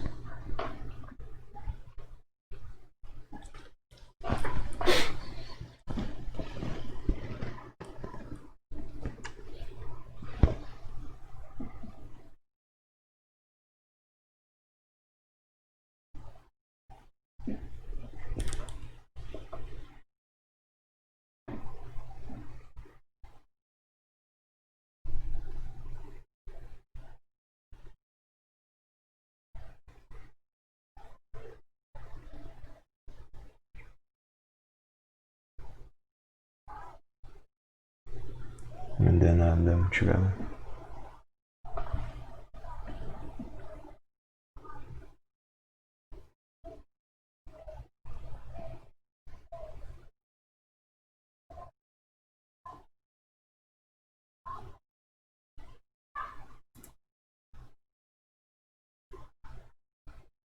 Okay, so there are no numbers bigger than 1000.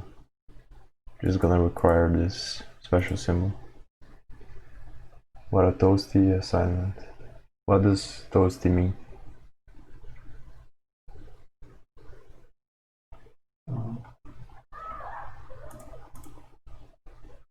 So I guess I can start by making this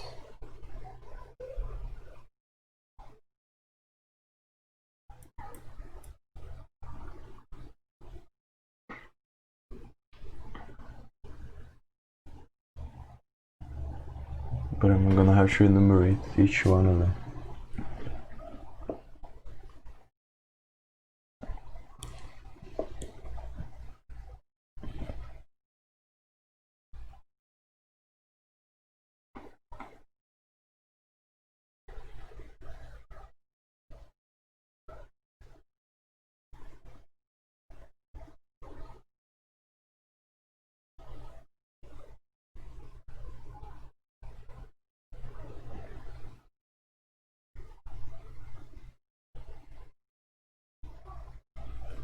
Then I can make a condition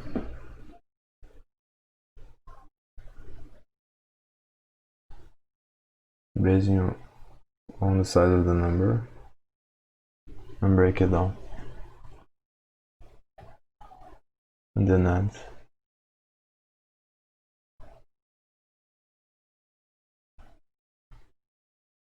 Toast is sweaty.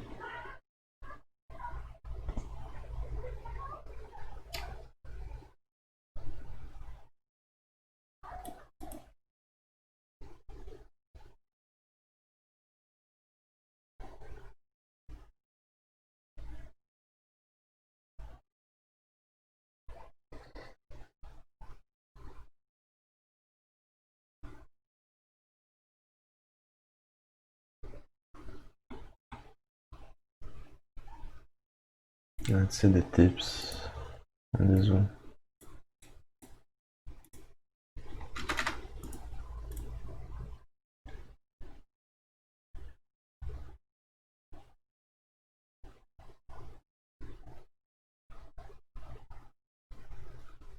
Do you only have to build numbers or only parse or both? I guess it's just the numbers. You just need to convert the number that is given here into Roman.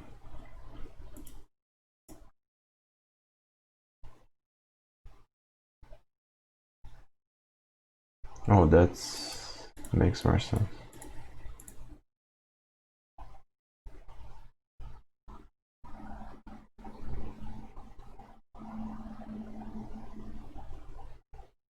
To build Roman numerals, but you don't have to make decimals from the Roman numerals.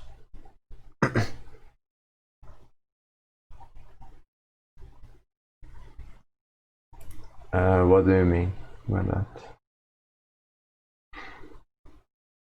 I think you need to specify each one. Like the hint says here, I think we will create two arrays, one of the Roman numbers, all of these numbers, and one with the decimal numbers. Which just mean you make a function. Function 4 equals 4, but not function. Yeah, exactly. You don't need to revert back, just revert from decimal to Roman.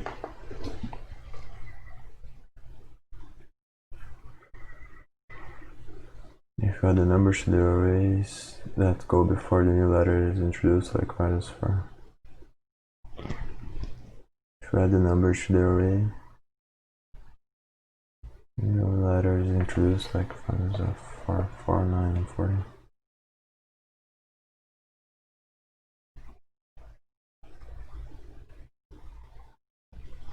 Before the new letter is introduced. What does it mean by that?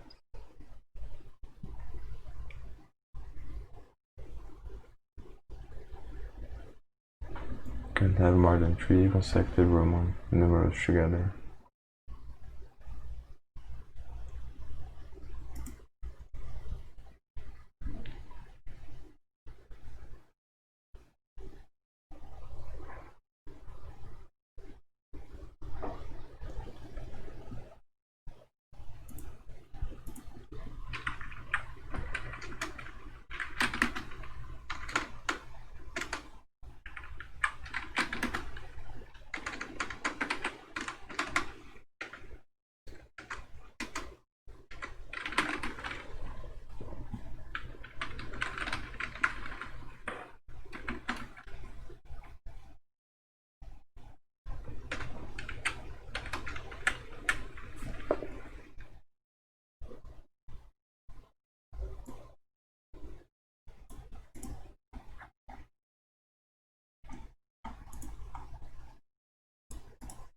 I think it's the same article.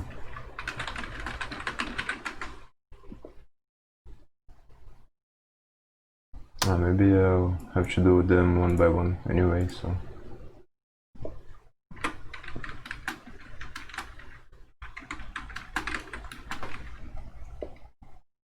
Reference before.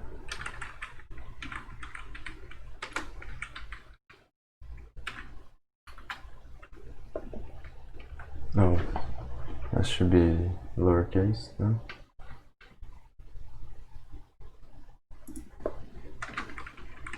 Okay, what?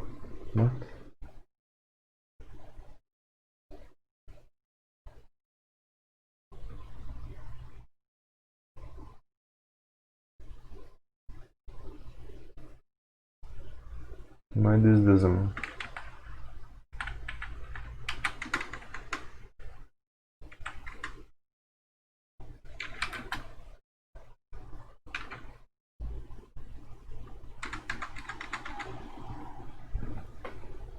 Well, it's because it thinks it's a variable.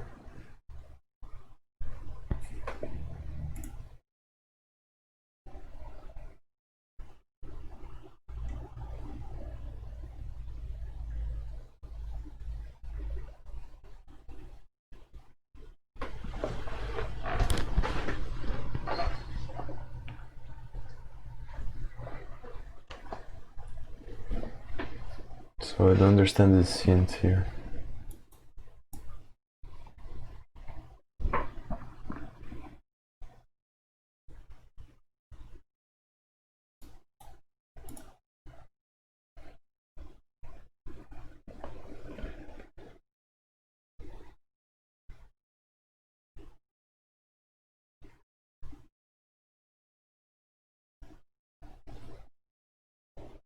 If you add the numbers to the arrays,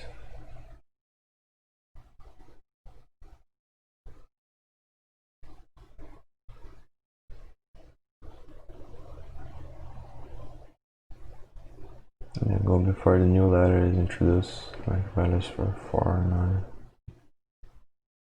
Maybe I will create an object, it's easier. Create an object called Roman numbers.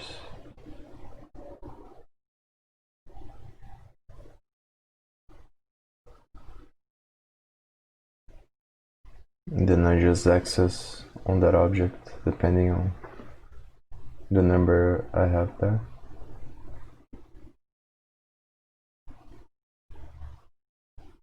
I'm writing my own solution to this, seeing if I can solve this too. Yeah, it seems simple, but it's kind of difficult.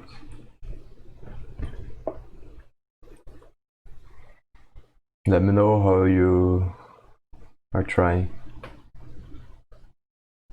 if you get close and stuff.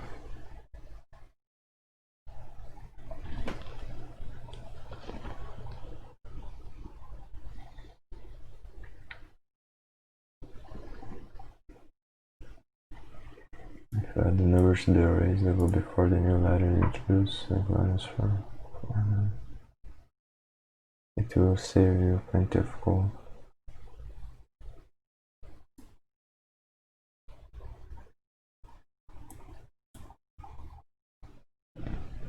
I don't understand this hint here.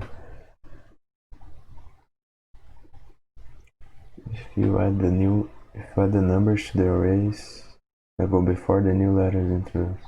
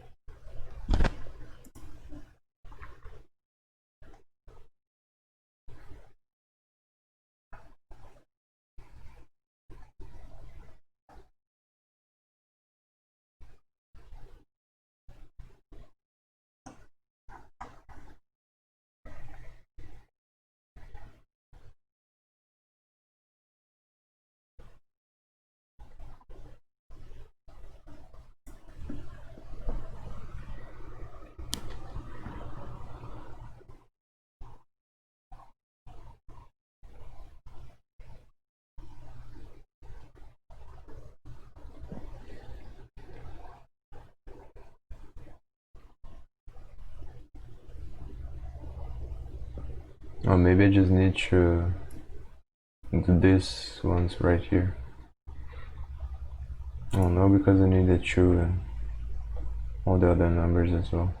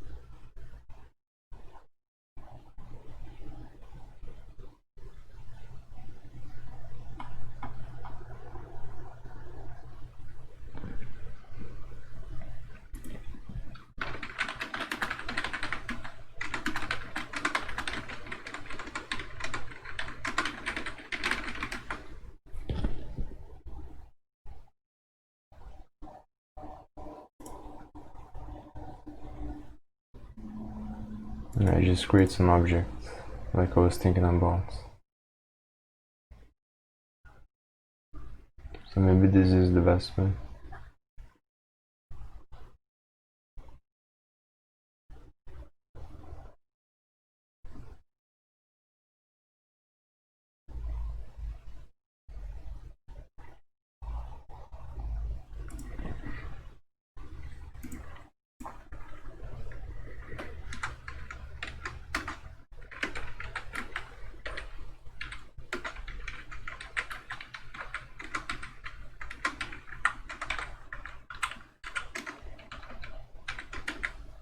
Then it's gonna be huge. Yeah, that's what she said.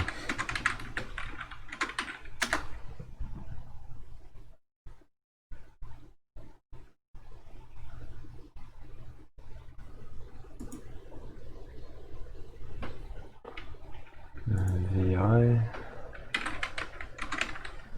equal 6.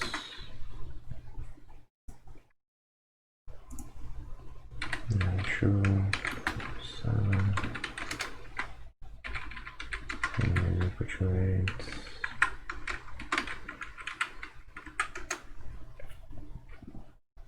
Then I think is X.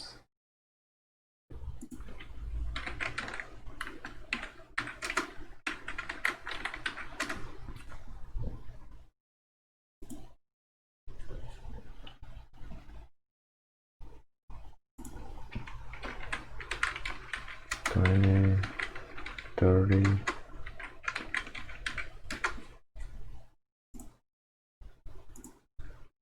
X 40. Maybe there's an easier way to do this, but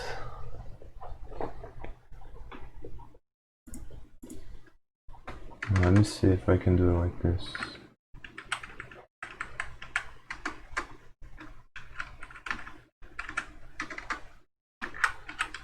And it actually looks better.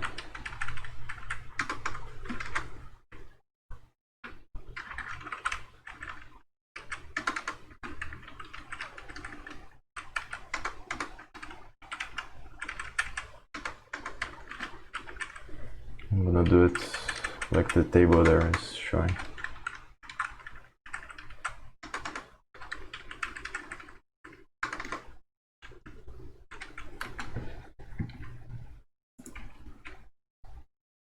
L is 50, LX is 60, 70,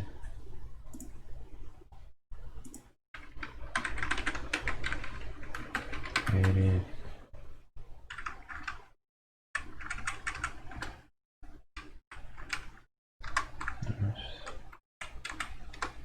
'Save space.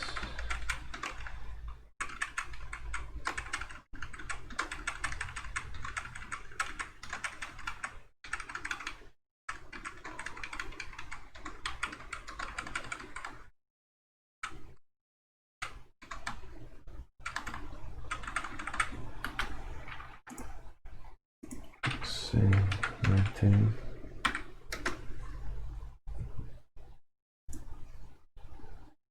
See 100. See 200.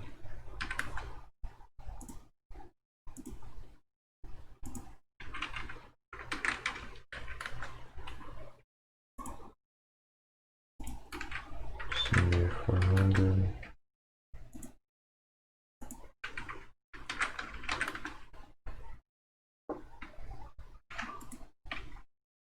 DC.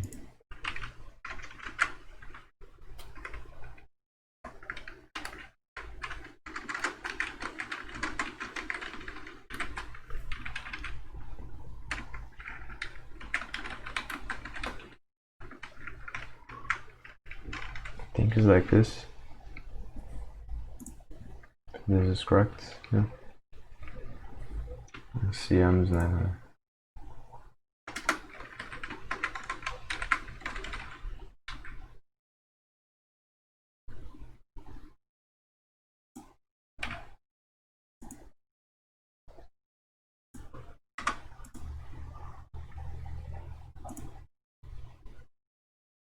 And then M is 1000, I think.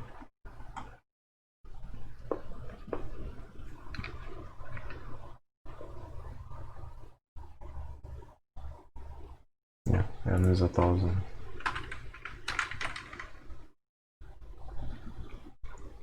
And now I have an object with the Roman numbers.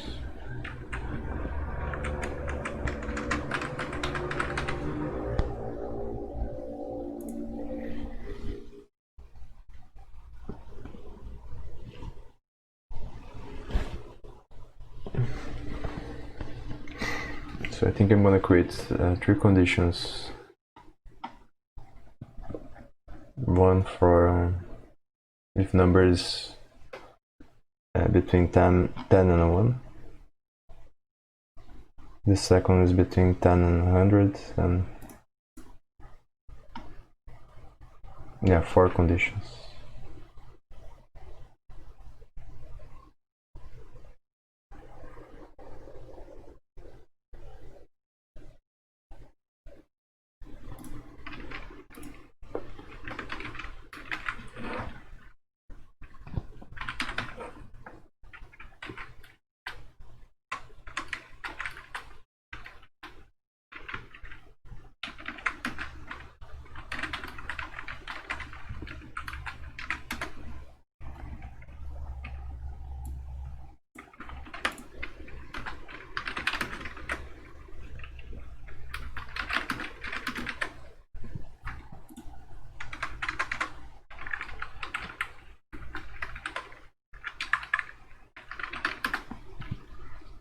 This is 4 conditions, right?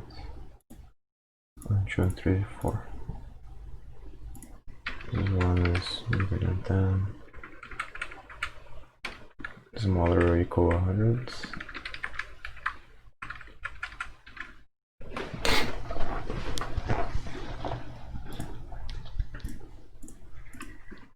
This is bigger than 100.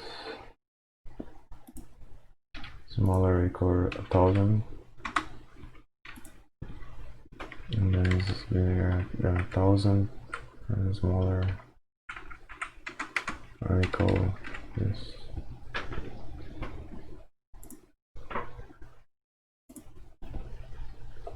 So I think the structure is going to be the same for all of them. These steps. The only thing is going to change is how many steps it takes. So let's start by with the last one.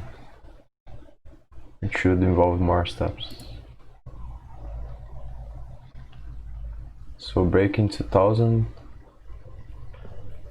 hundreds, tens, and ones.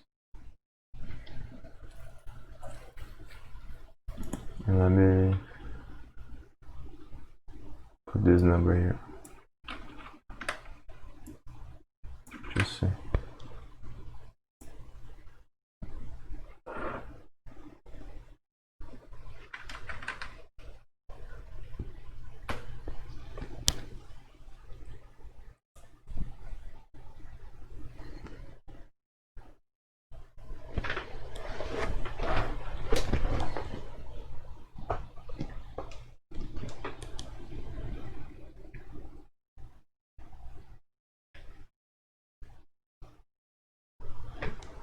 And the issue here is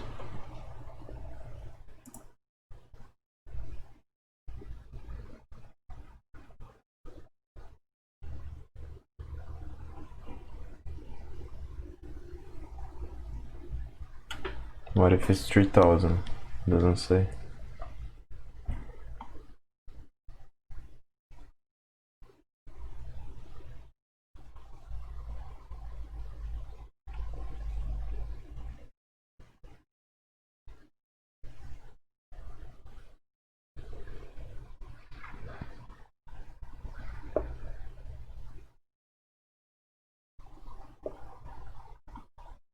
It's probably 2 amps, but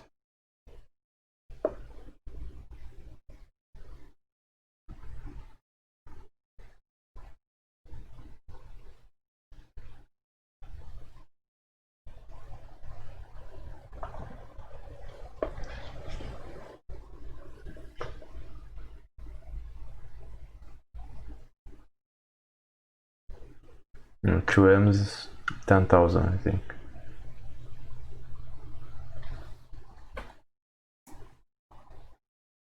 Three M's.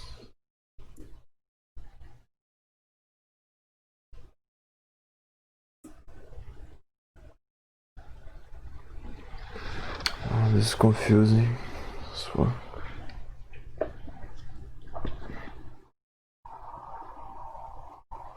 Yeah, so 1M is 1,000, 2,000. And here comes 100.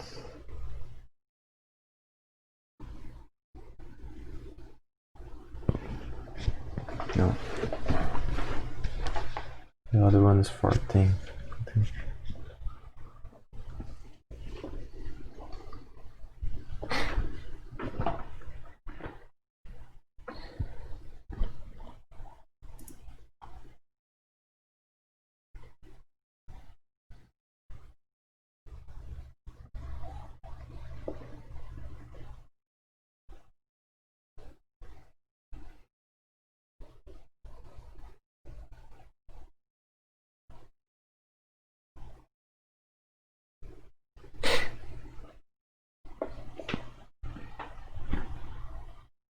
Oh,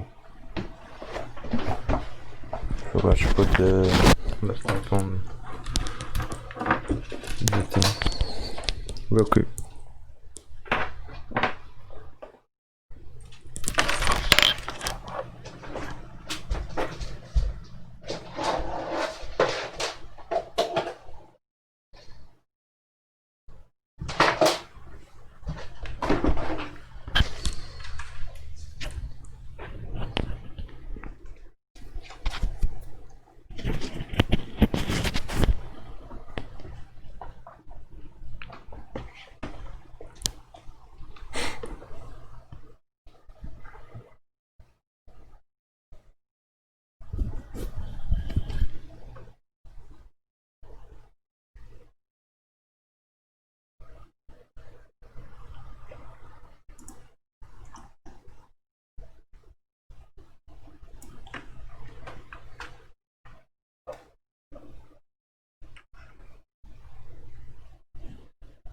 Yeah, here's the solution.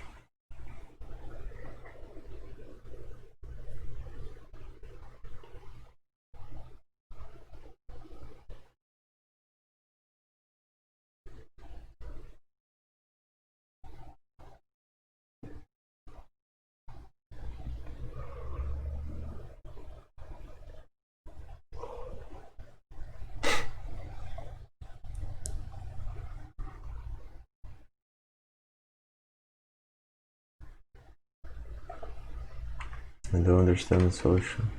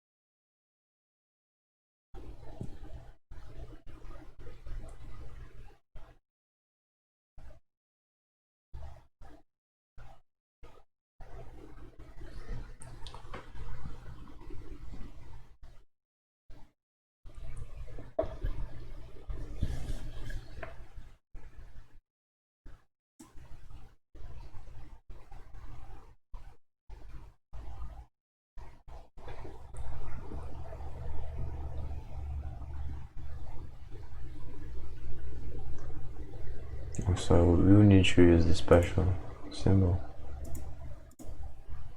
but here it doesn't.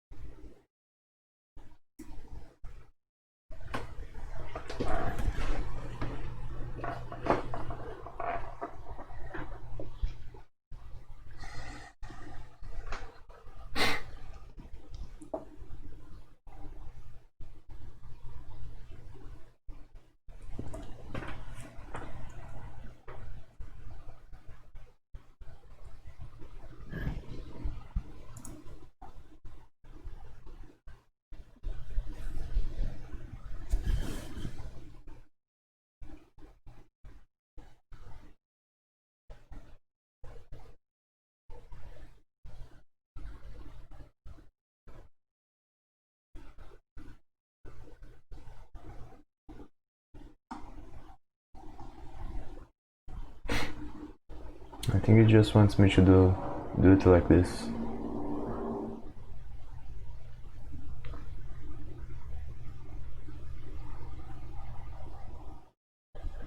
So let me think.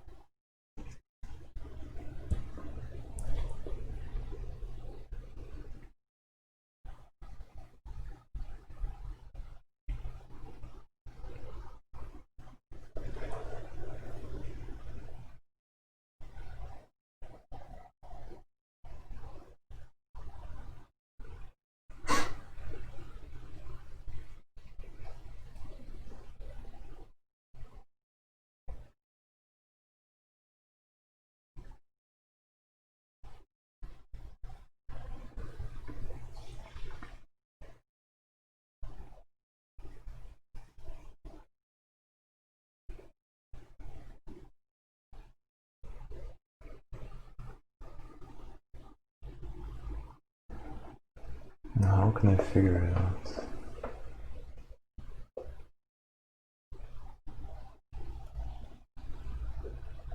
Yeah. Why complicate things, right? Did you manage to do it?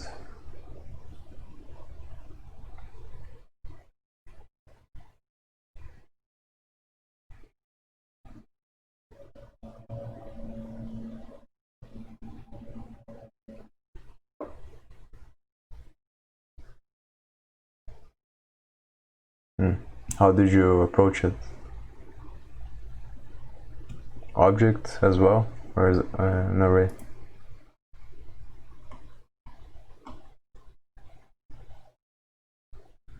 I was trying to do divisions on those numbers. Yeah, that's what I'm stuck at.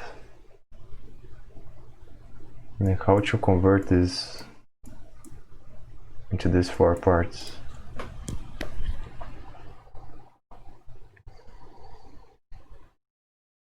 I can't seem to think about a way to do it on a program. Because if you divide it by 1000, then it's gonna give a breakdown number. And then I don't know how to make the program take the full number. I was trying to do divisions, I wrote it with Python. It has a function called divmod.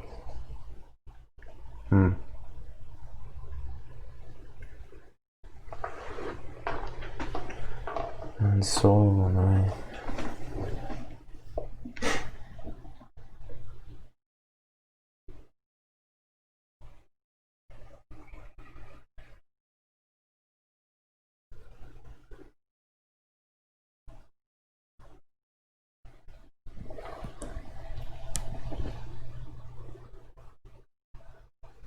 can I split a number, maybe?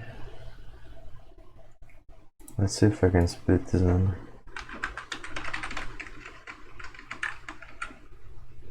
Yeah, not a function.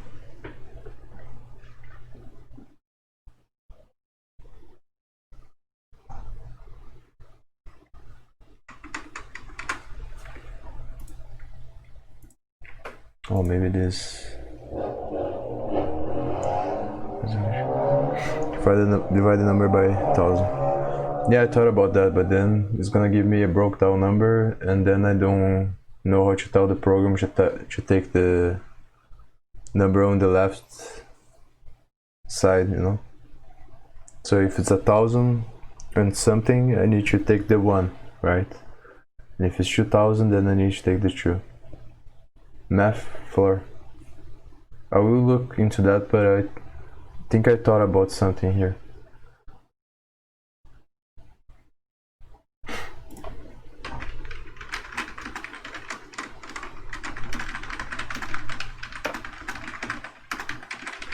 And think about making the number an array with the number. So the first one is gonna be the 1000th one. The second one is gonna be the 100th, and so on and so forth. Then once I have the array, then I can use that number to find how many times I'm gonna loop through the object. Oh, you mean this is a program problem? Yeah. It's telling me to use arrays here in the hints. I need to write a function that converts this number into a Roman number through JavaScript programming.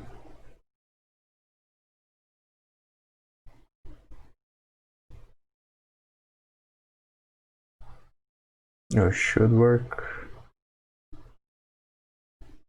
the way I tried.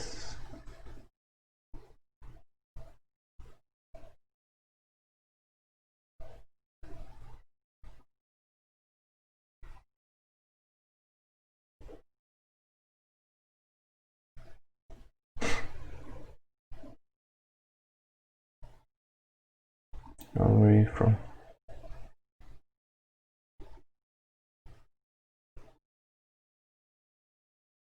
1. If I have 11 and divided by 10, yeah, 1.1. Then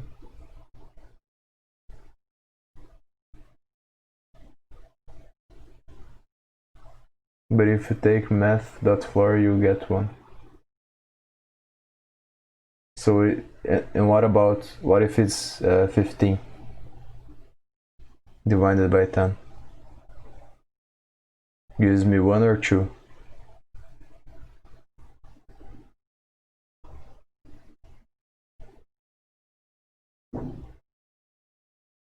What about 1.6, 1.7?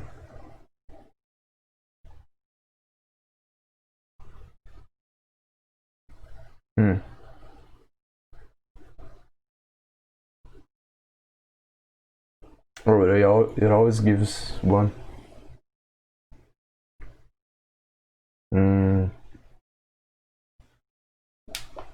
Yeah, so that's easier, I think. Seal goes upwards. Seal over ceiling, yeah, makes sense.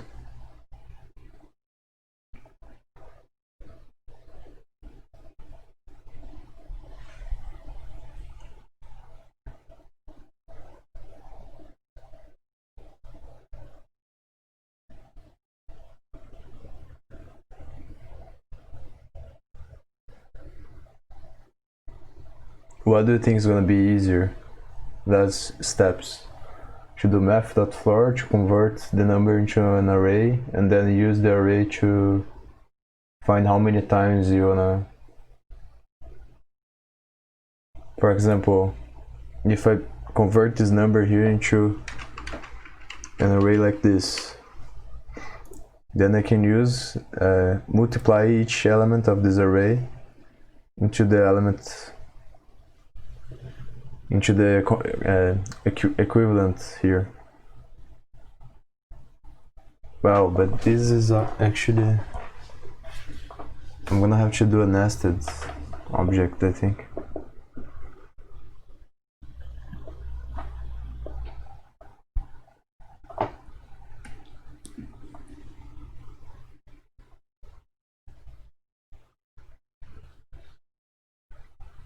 Oh, actually not, because this is always gonna be 1,000, then 100.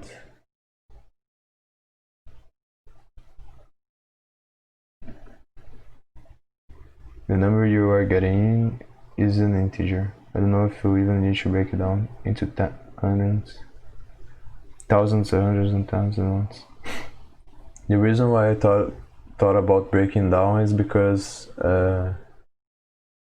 I think it's easier to find the number in the object if I break down, but maybe like how I'm gonna differentiate between 1500 and 500, for example. Because 500 is gonna use one of these numbers here. 1500 is gonna use one of these. It's gonna use the 1000 and the 500. If I'm not mistaken. If I just make one condition, then I'm not sure. Then I'll probably have to separate the object. But maybe I will have to separate the object anyway. If we divide the original number by, let's say, 500. Oh yeah, that makes sense. Instead of making the array, yeah, you're saying.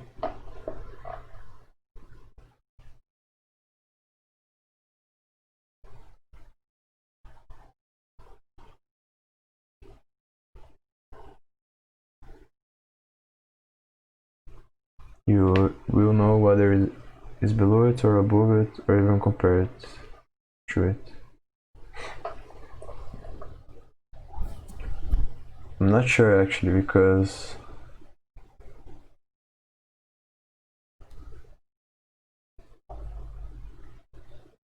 if I do 500, it's gonna give me 0, right? Math.floor. If it's below 500.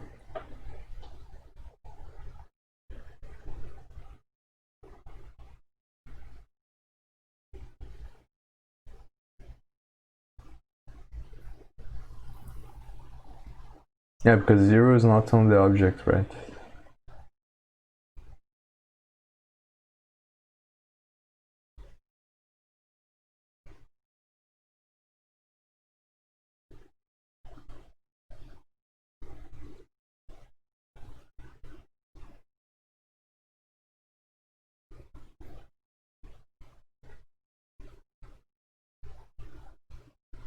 I have this object. I created this object here called Roman numbers, so I'm thinking about breaking down the number and then looking it up on this object. For each integer, I will look up here, and then I will add.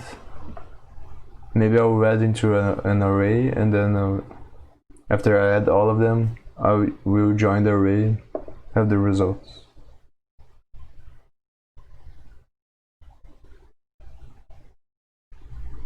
So I think the way you are saying actually makes more sense. Like first I divide by 10. Well, but then, yeah, it actually doesn't work. Because if I do that, then I have 50, for example, and divide by 10, it's gonna give me 5. And then I will search for this one instead of this one. So I have to separate them by classes like this, I think.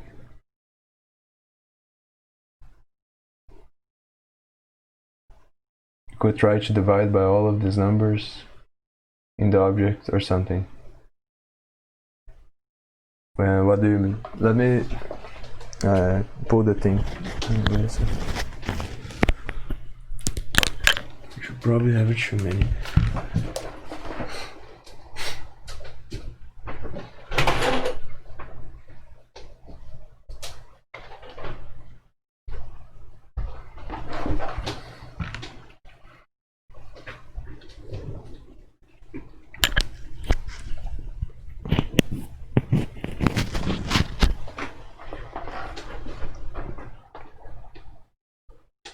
I think I will use actually the math.floor thing. Seems easier.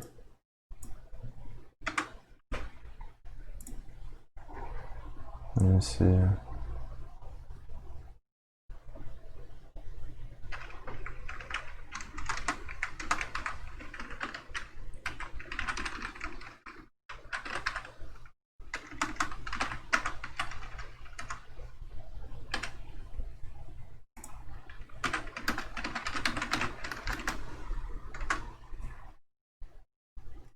And let me console.log this. So 3, yeah, it works.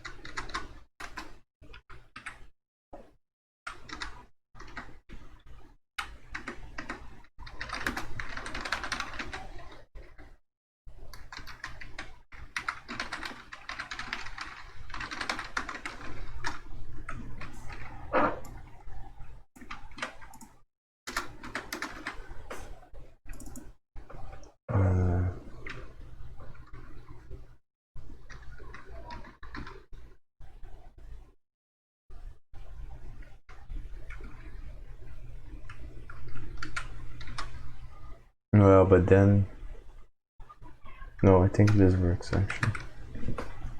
And then we need this one, I think.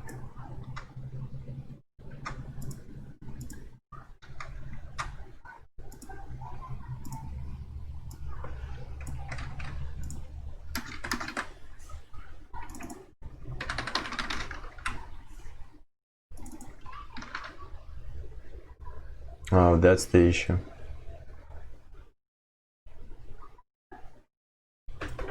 It gives me 39. That's not what I want.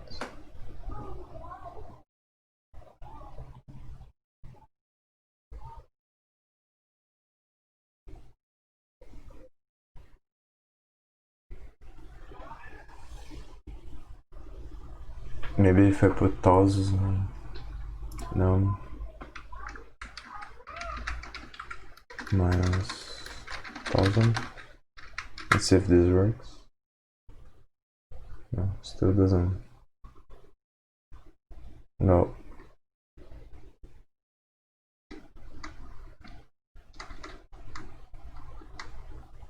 Well, yeah. Well.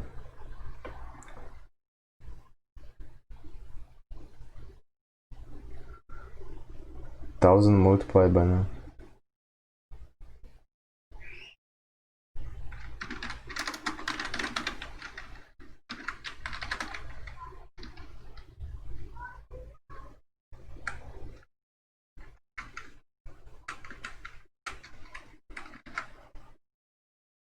Minus 80.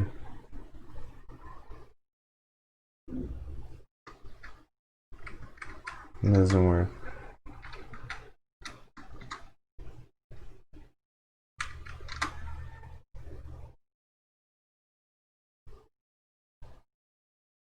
You have to take the floor of the 4. Divide the floor again.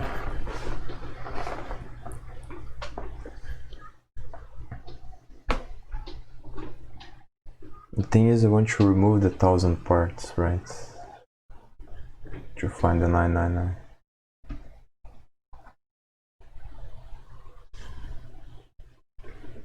I think after floor, I will make number equals number minus, no.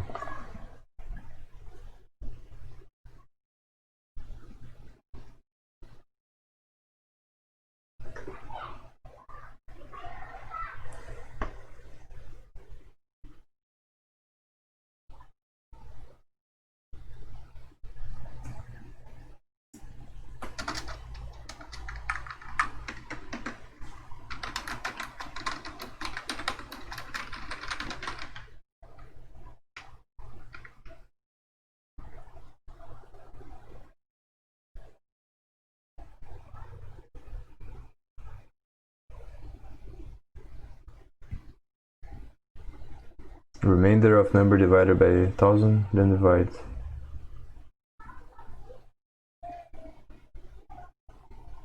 Remainder by no. Acho que 1000 times. Yeah.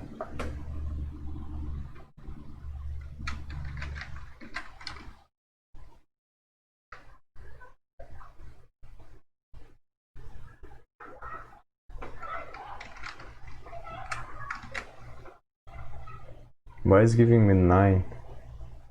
Oh, it's correct, right? Because it's 900. Right?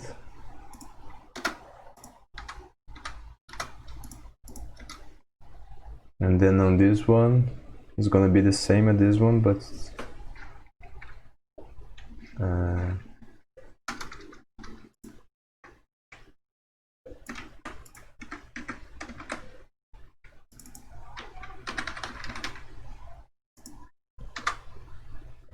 yeah, now it's correct, I think.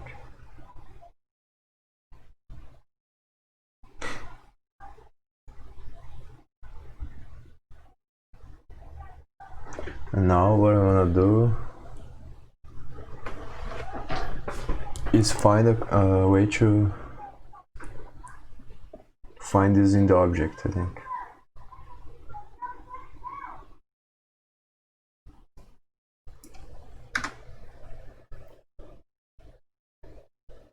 This can be simplified with the module operator. You don't have to do the minus yourself.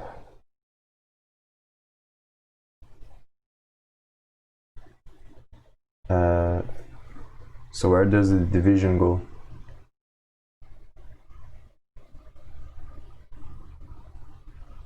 Number, percentage, 1000?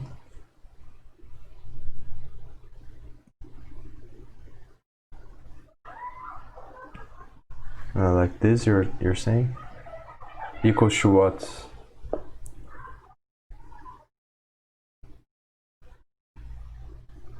Then divide.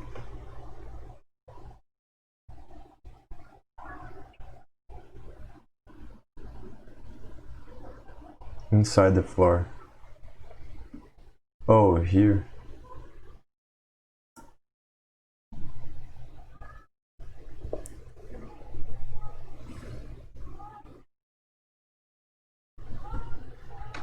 Like this, you say?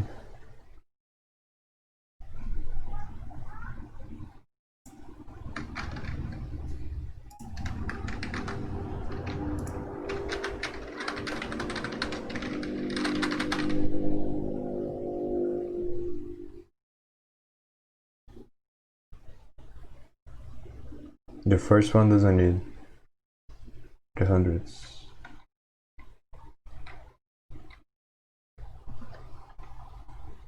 Here then.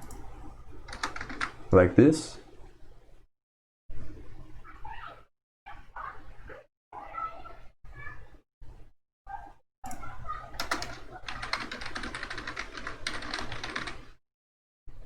Not nine.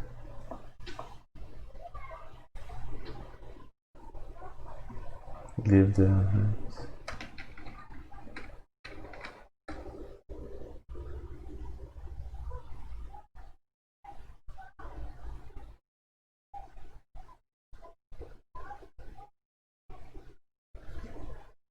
do both the module and the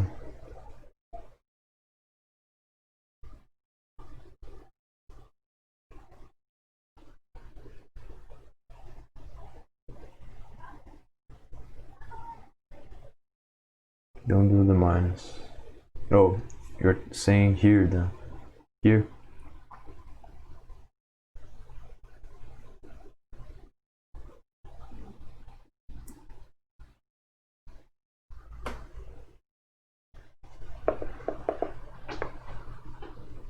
But is it gonna work for any number that we put here, or just this one?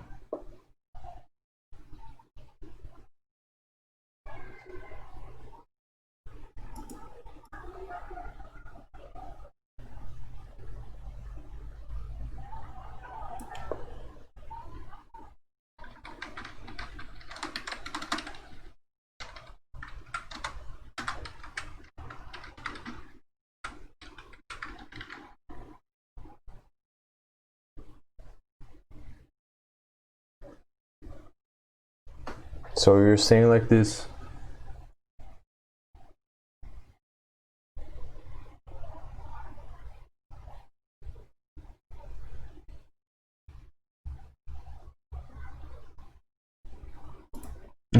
He said that before.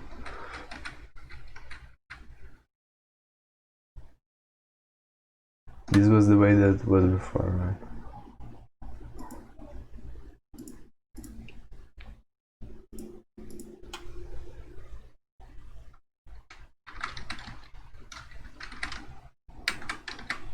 Like this.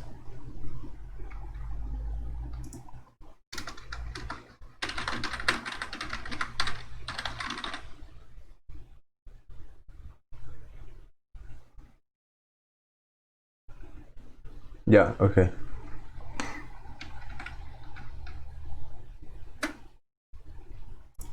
So let me check to see if it still works. Yeah, 9.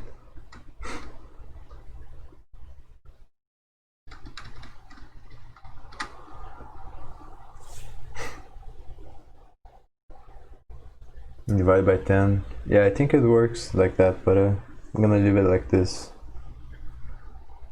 First I'm gonna try to see if it actually works, and then I change.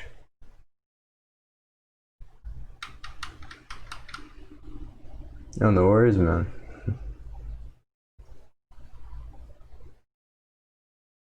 So what am I gonna do now?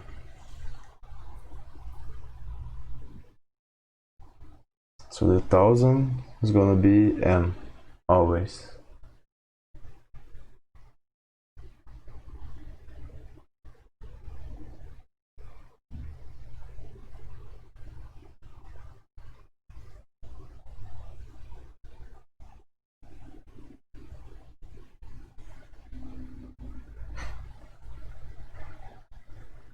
I think I'm gonna have to make this object nested as well.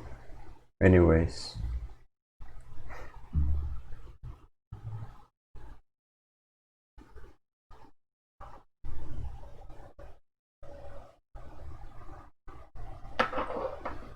Because it's gonna be 1 for 1000, then another condition for 100 shoot 900.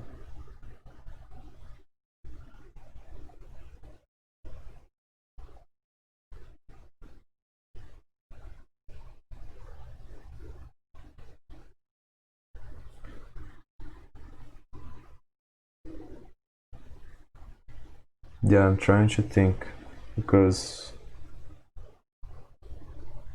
the idea is to use this variable here to look each one, right? That was what I was thinking in the beginning. The ones to pick would be the 1000 times. Yeah, it doesn't work right.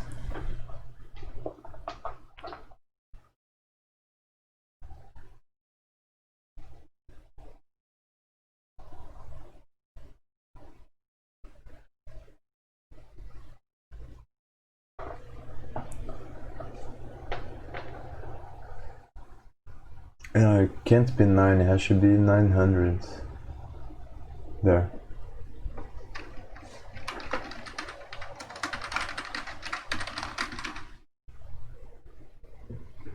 Yeah, it should be 900, not 9.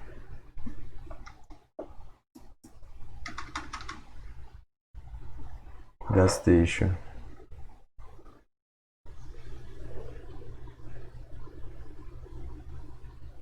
The problem will be the order.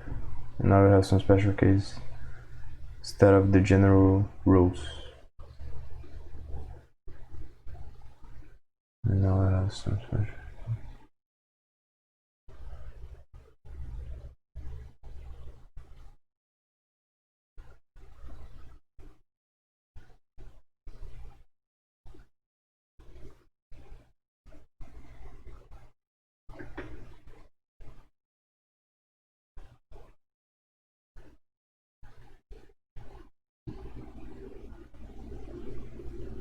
No, you know it's the hundreds. So 9 is fine. You assume it's 9 times. The reason why I wanted to get 900 to this is that then I can just look up in the object directly. That's the thing.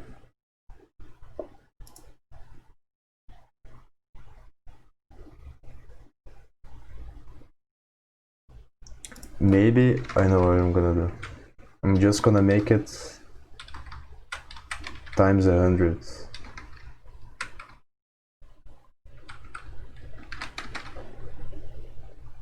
There we go.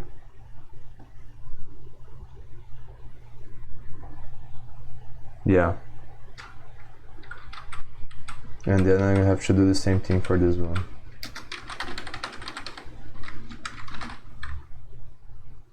What?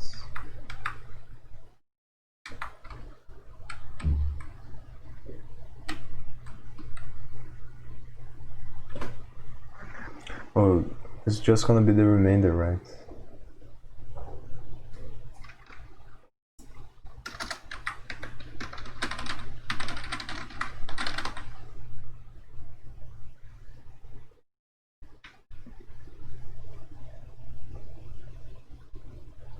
Oh, it's because I changed the 100.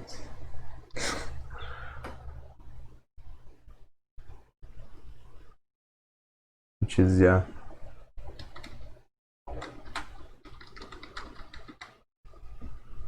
So, let me think. Months.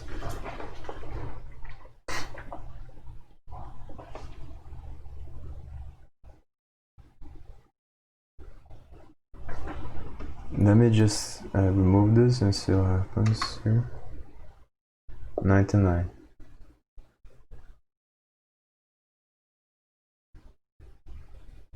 Maybe I just do it by 100 instead of.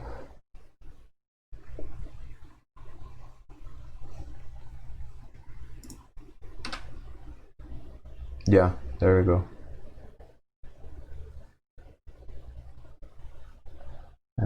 I'm gonna go program myself now. It was nice talking. Good luck. Thank you, man. Good luck to you too.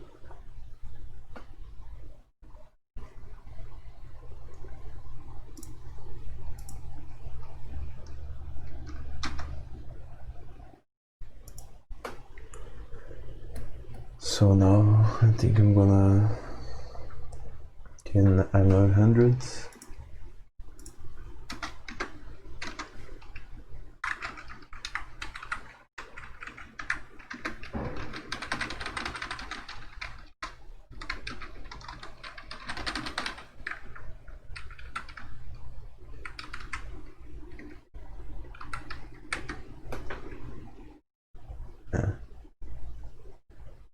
But this should be thousands as well. That's the issue here. Oh no, this is okay because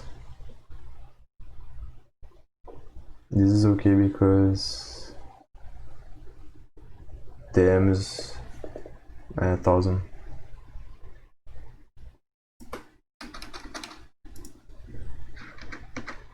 So now, how do I look up in the object?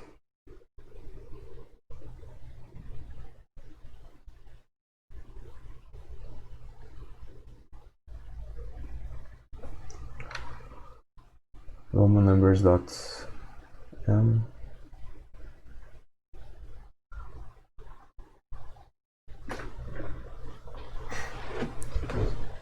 I need to create another variable. It's gonna be equal to the sum of the things.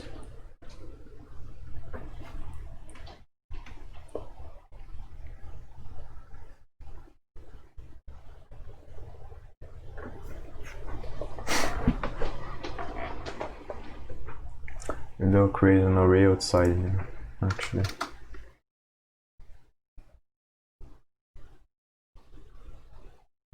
Oh, and it has to be the other way around also.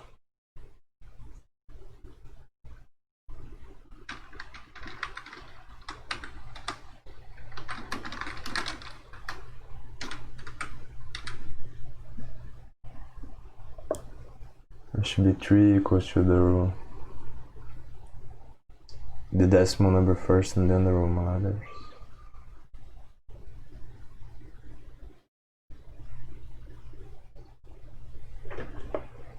Yeah.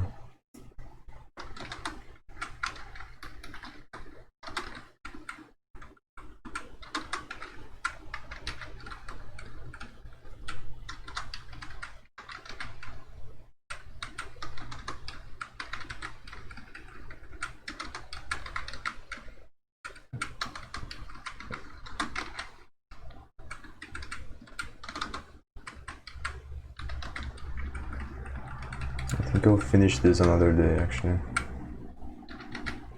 After I rewrite this. It's already getting late here.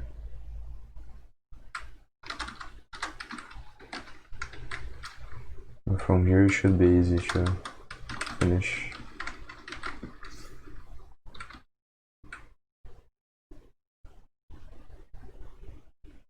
I is not defined.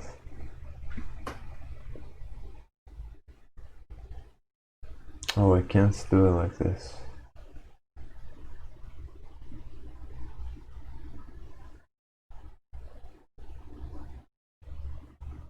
Because it's gonna think it's a variable.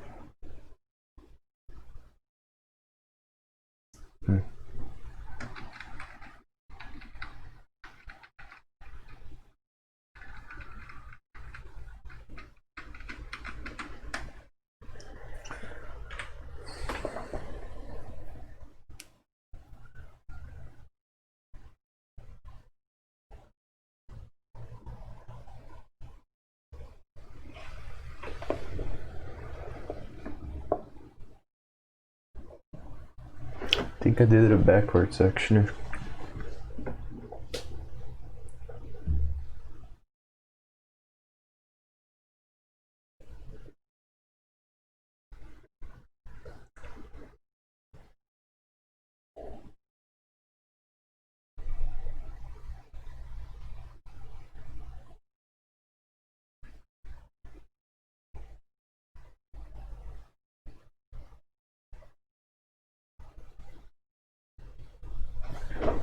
Maybe if I do it like this, that's 4.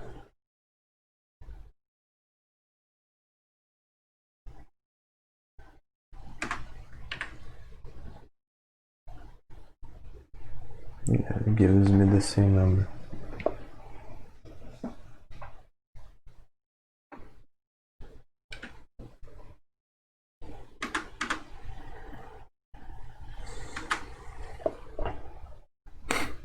Yeah, I think I'll erase this.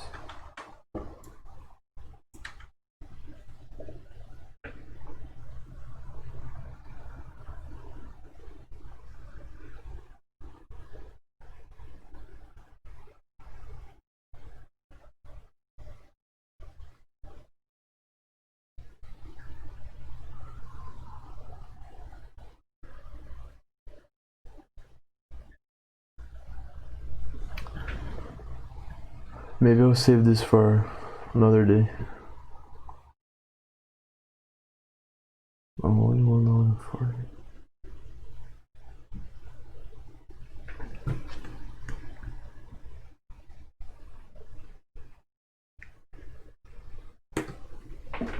Oh no, it's because I restarted the stream.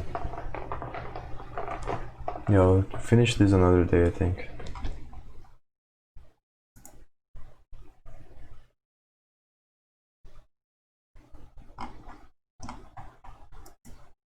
Because I'm too tired.